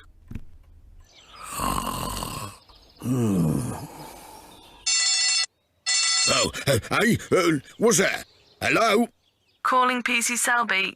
Calling PC Selby. Assistance required at Ted Glen's watermill. Over. Yes, of course. I'll be right over.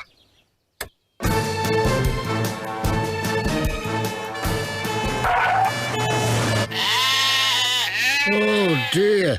We can't let PC Selby leave. I'll get me sheep up to the top field and then I'll come into Greendale and help with the party. Thanks, Alf. See you later, then. Bye, Pat. A party is a lovely idea, Pat. We'll make some food and take it over to the green. Thanks, love. Thanks, Nisha. Bye. No, no, no, no! Ain't no police car! No, no, no, no! Ain't no police car! No, no, no, no! You got a police car! No, no, no, no! Police car! Yeah! Chicken!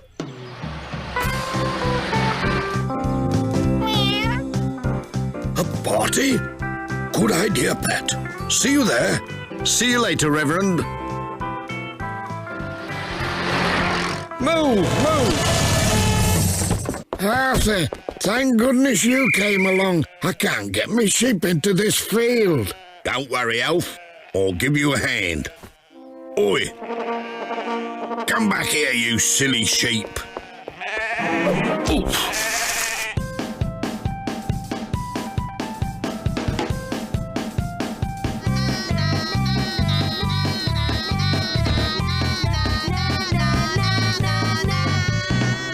Sorry, sir. We haven't really got any words yet. Never mind, boys. It was a good effort. Has anyone else got a song to sing?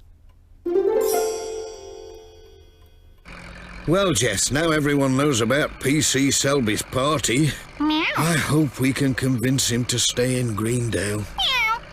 Thanks, Arthur. I don't know what I'd have done without you. Well, all in a day's work, Alf. Now then, if you'll excuse me. Bye. You're always on your way. Stay with us. We really need you here. What would Greendale be without you near? Hooray! I think we've found our song. Don't you, everyone? Yeah! Great! Right, Pumpkin. That's you all groomed for the day. Ouch! Ow! Oh, ouch. Oh, dear. I think I'd better call Dr. Gilbertson.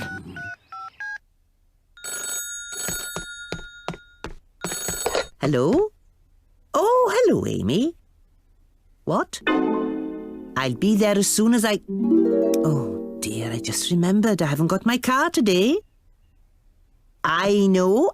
I'll call PC Selby. This is an emergency. Calling PC Selby. Calling PC Selby. Dr. Gilbertson requires emergency help. Over. PC Selby here. I'm on my way. Oh, right. Hello, love. What time is PC Selby getting here? Oh, no. I was so busy telling everyone else about the party that I forgot to tell him. Oh, Pat. Don't worry. He'll be at Ted's, I hope. Oh, thank you so much, Arthur. I don't know what we'd do without you. Oh, well, all in a day's work, Sylvia. There, nothing broken. You should be back to normal in a few days. Thanks, Doctor. And thank you, PC Selby. What would we have done without you?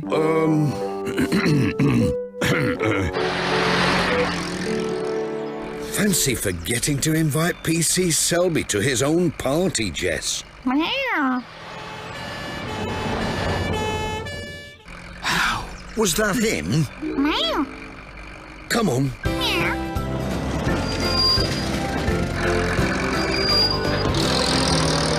What would Greendale be without Junior? It does need something at the end to finish it off. I know. Sarah, can you still do that funny deep voice? What, this? Please don't go. Hey, come on, everyone. We'd better get to the green or we'll be late. Thanks again, Arthur. I hope Ted mends my car soon. Ted? I promised to help him mend your car this morning. I completely forgot.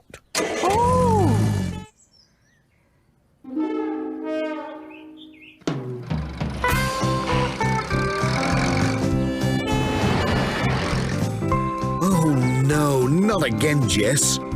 Where's he off to now?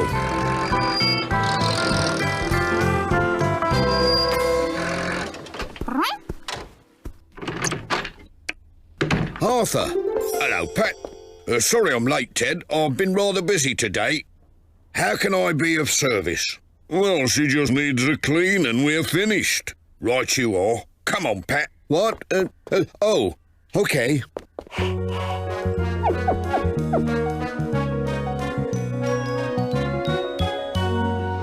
Meow. Right, let's start her up. Meow.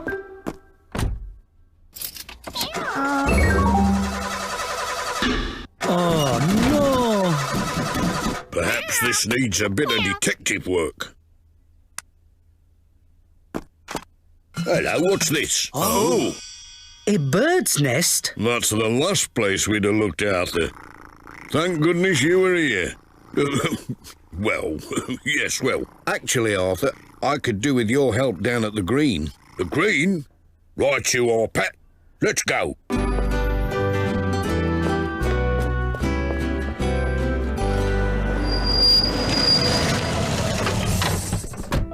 What's all this, then? Surprise! What's going on? Well, Arthur, we just want you to know how much you mean to us and how much we all need you. Well, I suppose there have been quite a lot of people to help today. But I'm waiting for the call right now about my new job in Pencaster. Oh, no! Why don't you sing PC Selby your song, children? 1, 2, 3. Please don't go, we need you every day. If there's trouble, you're always on your way. Stay with us, we really need you here. What would Greendale be without you near? Please don't go.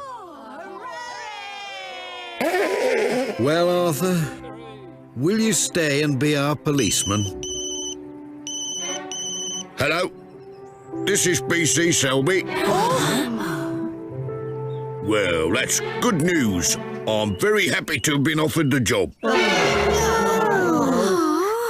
But I'm afraid I won't be able to take the job at Pencaster Police Station. I'm needed too much here in Greendale. Goodbye. Thanks, Dad. Oh, thank you, Lucy. And thank you too, Pat. It's good to be needed, but it's even more important to have friends.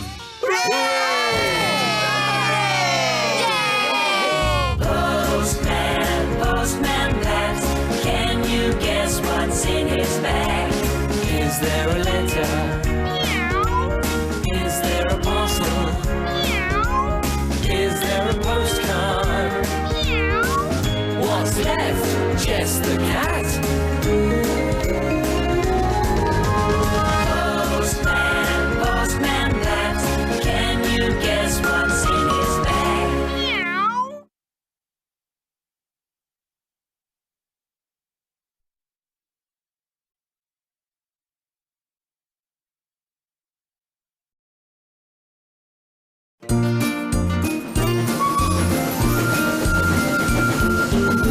Postman Pat, Postman Pat, Postman Pat, and his black and white cat. Early in the morning, just as day is dawning, he picks up all the post bags in his van. Postman Pat, Postman Pat, Postman Pat, and his black and white cat. All the birds are singing, and the day is just beginning. Pat feels he's a really happy man. Everybody knows his bright red van.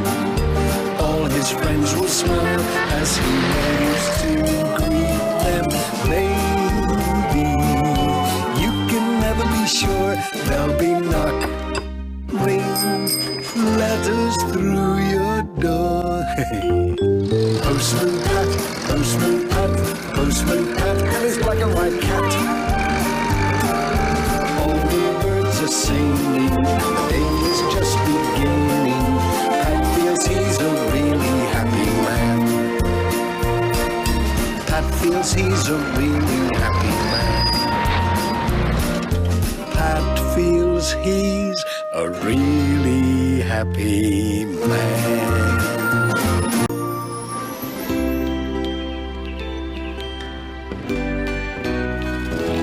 Time I was going. Oh, don't forget, Pat, it's the annual school party tonight. Don't worry, I've got my best suit ready and I've polished my shoes. See you later. Bye, Jess. Cheerio, Pat. Where did all the thread go? Well, I never. Oh, Jess. Go on, Dad. Ask her. But what if she says no? Dad, I'm sure Dr. Gilbertson would love to go to the party with you. Well, I'm not sure about this. Yes, you are. I'm off to the cafe to meet Sarah and Mira. See you at the party later, Dad. Oh, right. Cheerio, Lucy. I'm just going to the cafe to meet Mira and Lucy, Mum. OK, but make sure you're back in plenty of time to get ready for the party. Yes, Mum. Hello, Dr. Gilbertson. Oh, hello there, Arthur. Are you looking forward to the party later? Yes, but... Well, about the party, I've been meaning to come and see you. Oh, dear. Don't say you're ill. Ill? No, I'm fine. It's just, Because you wouldn't want to miss the party. Oh, no, I wouldn't. You see, I, Yes? Well, I was just wondering if you'd, Yes? Well, you see, I'm going to the party, and I was wondering if you were going. Well, yes. Yes, I am. Oh, right. Well, I'll see you there then. Cheerio. Oh, Arthur? Yes? Would you like to go to the party with me? Yes, I would. Marvellous. I'll see you later then, Arthur.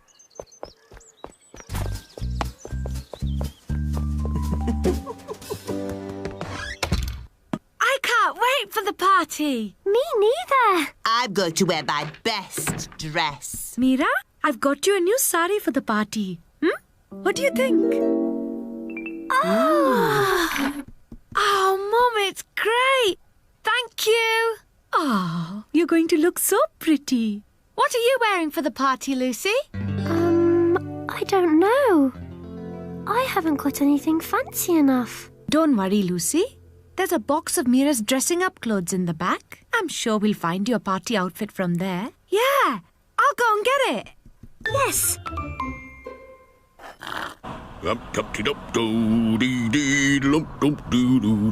Station calling PC Selby. Station calling PC Selby. Receiving you loud and clear. Over. Escape sheep causing roadblock near Thompson Ground. Over. Be right there. Over. I'd better get hold of Alf. Sharpish. What are you looking for, Mrs. Goggins? Oh, just a wee something for the party. Got to look my best, you know. Oh, here we are. Oh, I haven't worn these for years. Could you give me a hand, Pat? Certainly.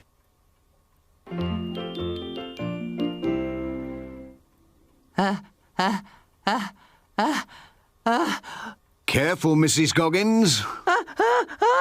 Achoo! Oh, thanks, Pat. Maybe I'll just wear my pearls. We're bound to find you a party outfit in here somewhere. What about this? I don't think so. It's too, woolly. Ooh.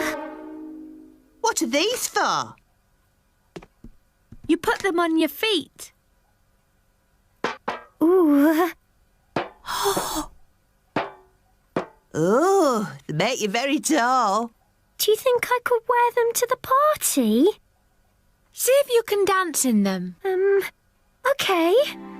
Oh, no,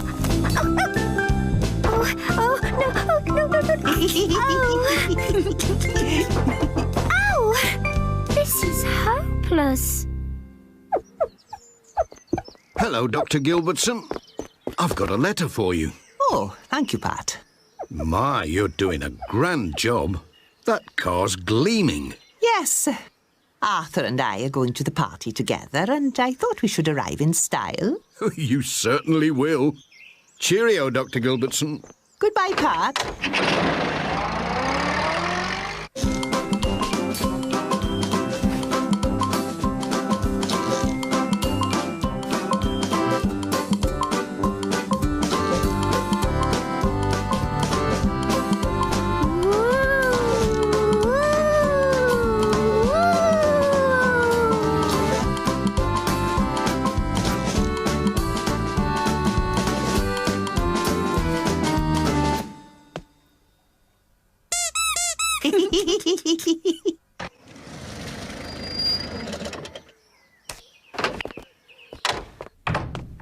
Hello there, Pat. Thought I'd dress the hall up a bit. Could you give us a hand with these curtains? Of course. I'll just pop this post down here.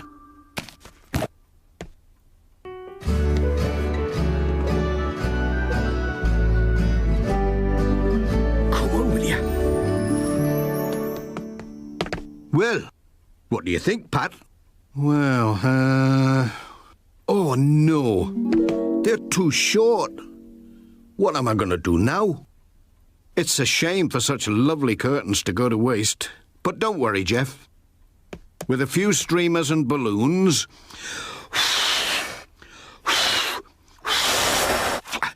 we'll soon make this a great room for a party.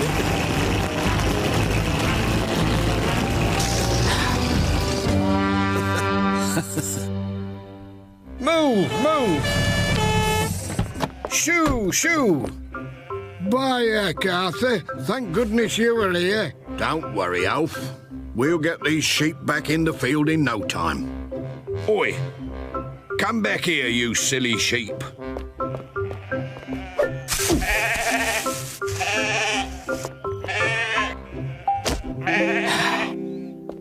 Hello, Ajay. Hello. My word, the Greendale rocket is looking smart. Aye, well, she might not be able to go to the party, but she can still get into the party spirit, eh, Pat? Yeah. Here's your post. Thanks, Pat. I think I'll just pop into the cafe for a quick cup of tea. Cheerio. Cheerio. See you at the party. Hello, girls. Hi, Mr. Clifton. So, which outfit are you going to wear? Come on, Lucy. Tell us. It's a surprise. Oh, a surprise. I can't wait. Mira, it's time to get ready for the party. Coming, Mum. I better go home and get ready too.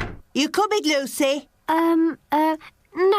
I think I'll stay here for a bit. Oh, yeah. You don't want to spoil the surprise. See you later. Lucy, are you all right? I can't go to the party. Why ever not? I've got nothing to wear. I can't go dressed like this. Maybe I can help. Wait right here.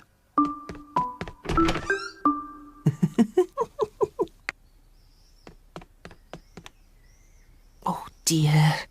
Arthur will be here soon. We'd better hurry up and finish getting ready. Tired, Arthur. I couldn't have managed on my own.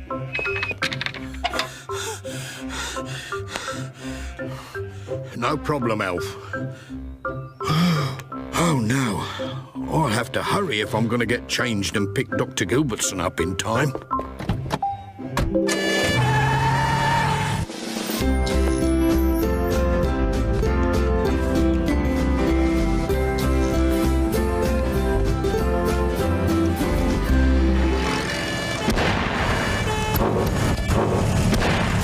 Oh, no.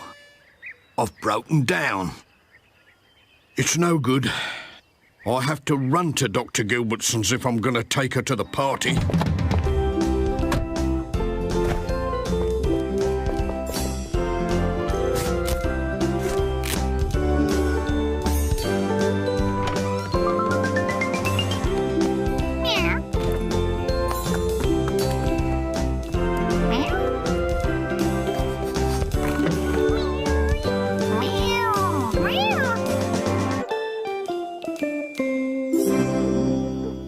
Where on earth has Arthur got to?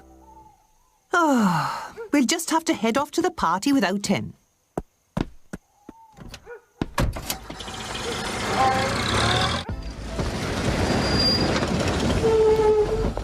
Hello, Pat. Hello there, Dr. Gilbertson. Could I borrow your car for a moment? My car? Well, of course you can, Pat. Thank you.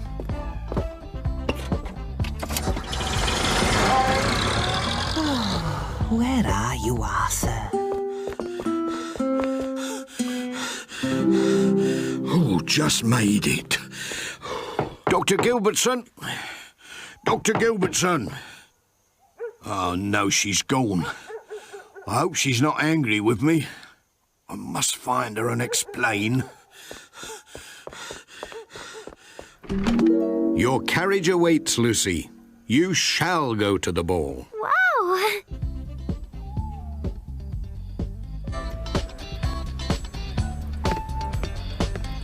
Where's Lucy? I don't know. She said she was coming with Pat.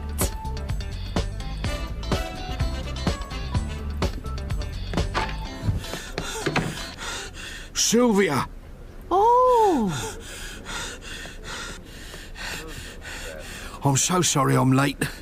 You see, I was heading home. The road blocked by sheep. They escaped and my car broke down. What a disaster. Yes. Yes, it is. Do you think there's a way I could ever make it up to you? Well, there is something you could do. Anything. A dance, perhaps? My pleasure.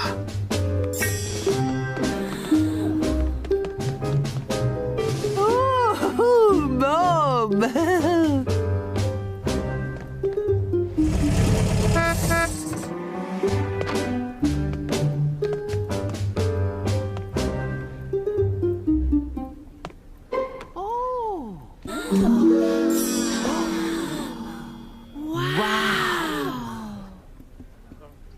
Gracious me. Oh! You look amazing. Yeah, just like a princess. Thank you, Pat. Thank you, Sarah. Well done, charming Prince Pat.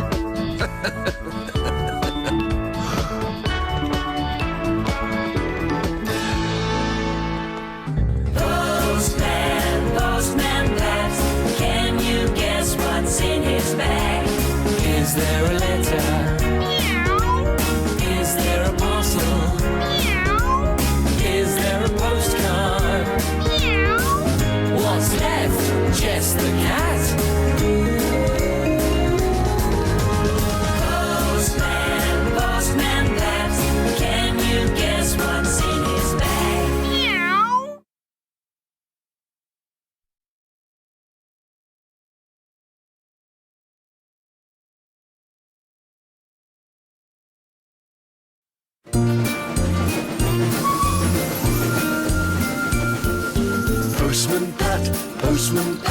Postman Pat, and his black and white cat.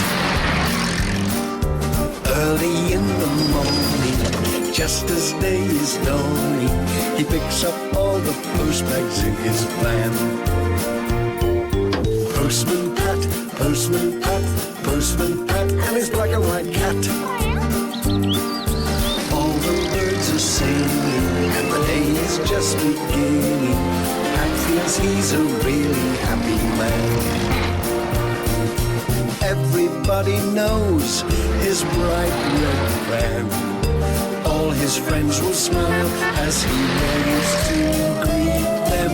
Maybe you can never be sure there'll be ring letters through your door. Postman Pat, and his black and white cat. All the birds are singing, the day is just beginning. Pat feels he's a really happy man. Pat feels he's a really happy man. Pat feels he's a really happy man.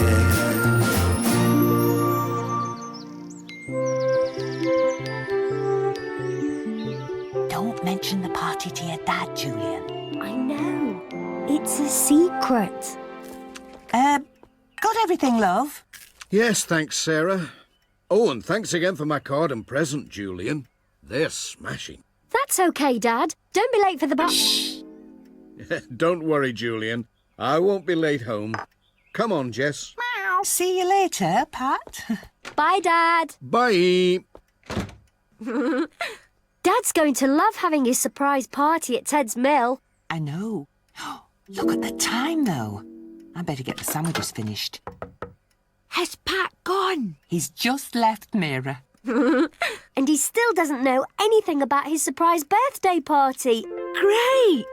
He'll be so pleased when he sees everybody waiting for him at the mill. Especially when we sing him his birthday song.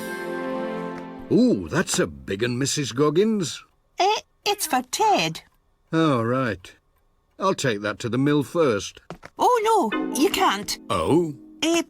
He phoned and asked if you could make it your last delivery, Pat. He's working this morning, so he won't be back to sign for it until later. Oh, OK. No problem. Anything else, Mrs. Goggins? No, that's the lot, Pat. Oh, right. We'll be off then. Bye, Mrs. Goggins. Bye, Pat. 1, 2, 3. Postman Pat is a jolly man. He likes to party whenever he can. Pat and Jess love to plan a great big party. Give me a G. G. Give me a B. B. Give me a P. P. What's that? It's a great big party. That was great. Let's have one more run-through before we go to the mill. It were a good idea to use these machines to do me chores this morning. I'd never have been back in time for Pat's party without 'em.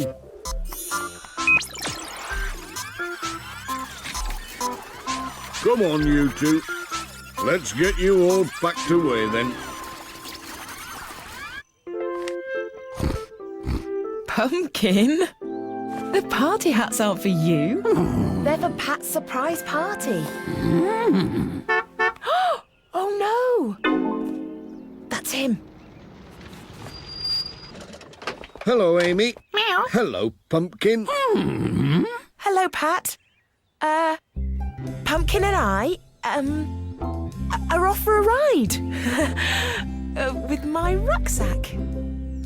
I'd watch out for that feather, Amy. It might tickle you.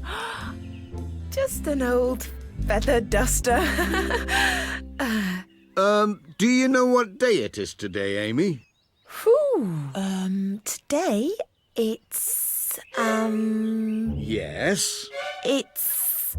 Yes. Wednesday, isn't it? Yes. Yes, that's right. Bye, Amy. Well, I thought Amy would have remembered my birthday. Meow.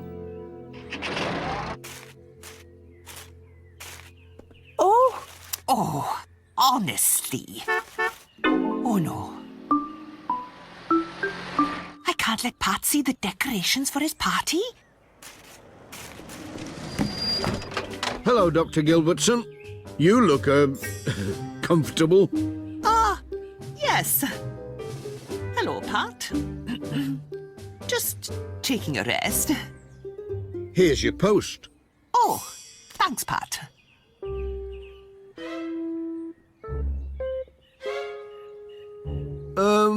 Was there anything you wanted to say to me, Doctor? To you? No. Oh, right. Bye, then. Bye, Pat. Oh. Looks like Dr. Gilbertson's forgotten my birthday too, Jess. Meow.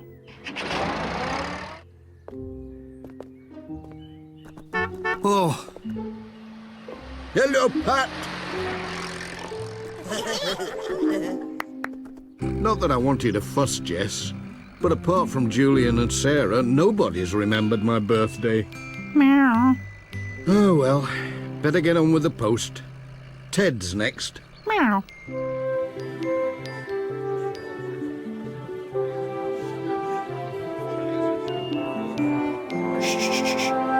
Here he comes. Huh? Ready, children? 1, 2, 3. Everybody come with me to Postman Pat's GBP. What's that? A GBP? It's a great big party. Postman Pat is a jolly man. He likes to party whenever he can. Pat and Jess love to plan a great big party. Give me a G. G. Give me a B. B. Give me a P. P. What's that? It's a great big party. Happy birthday, Dad! And I thought you'd forgotten my birthday. Us? Forget your birthday, Pat? Never. We just kept it a secret, Dad. Well, I never. Thank you, everyone. Come on, Pat. Time to play Postman's Knock. I'd pass the parcel. And hunt the cupcake. Oh, Ted, the cake. I've left Pat's birthday cake at the post office. Don't worry, Mrs. Goggins. I'll drive you back into town to pick it up.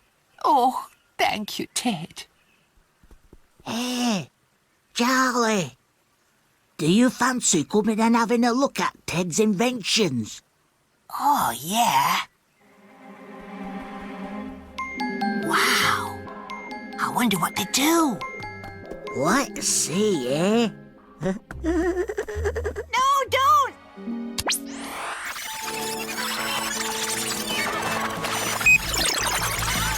Oh, no!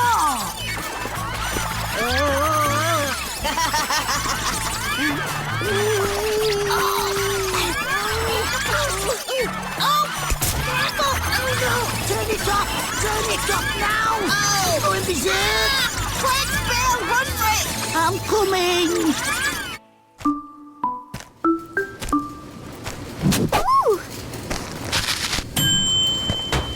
What the?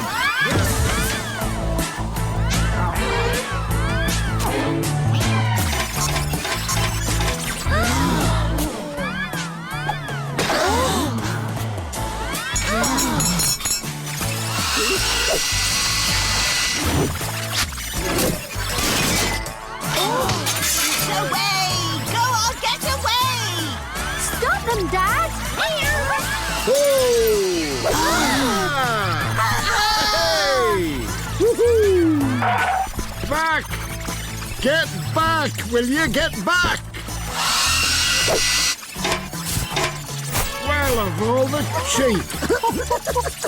Oh, I say.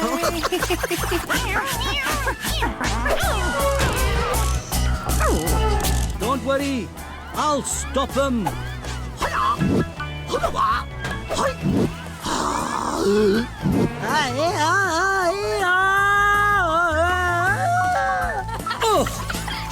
Dad! Stop that machine. I'll stop it, Reverend. Yeehaw!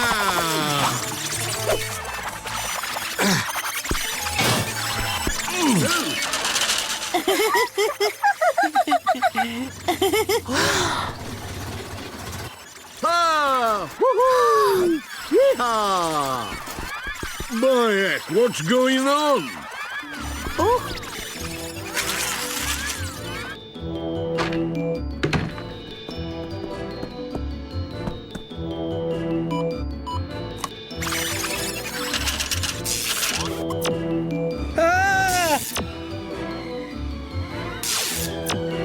I was enjoying that. Who switched on me machines? Sorry, Ted. We did it. Oh dear.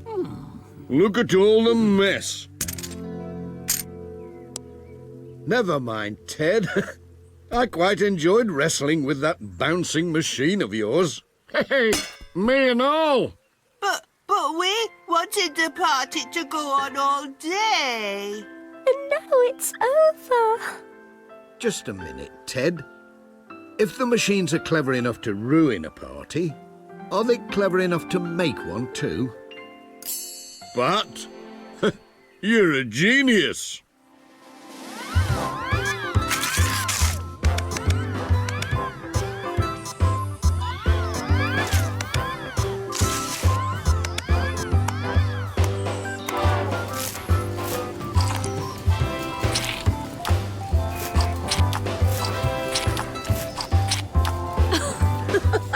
I could do with a machine like this in the station cafe.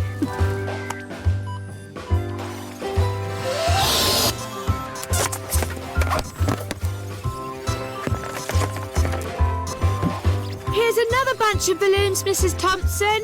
Oh, thanks, love. Ted's machines are ever so clever.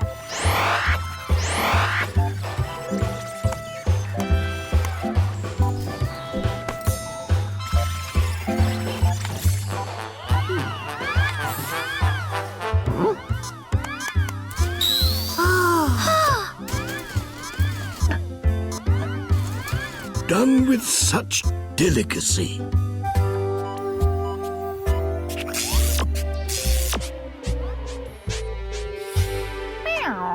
Oh, Pat, it looks lovely. Thanks to Ted's machines. Well done, everyone. Happy birthday, love. Happy birthday, Dad! Thanks, everyone. This is a birthday I'll never forget.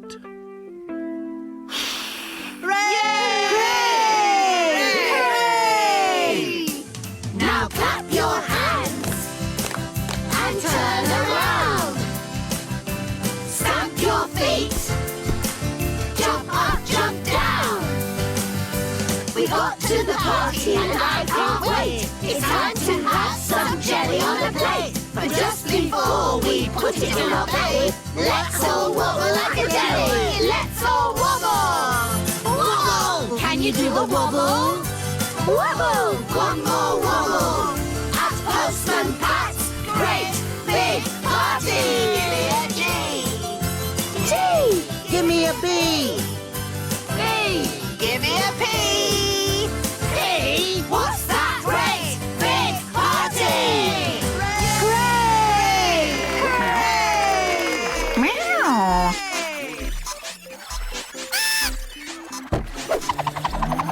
Meow! Meow! Meow! Meow!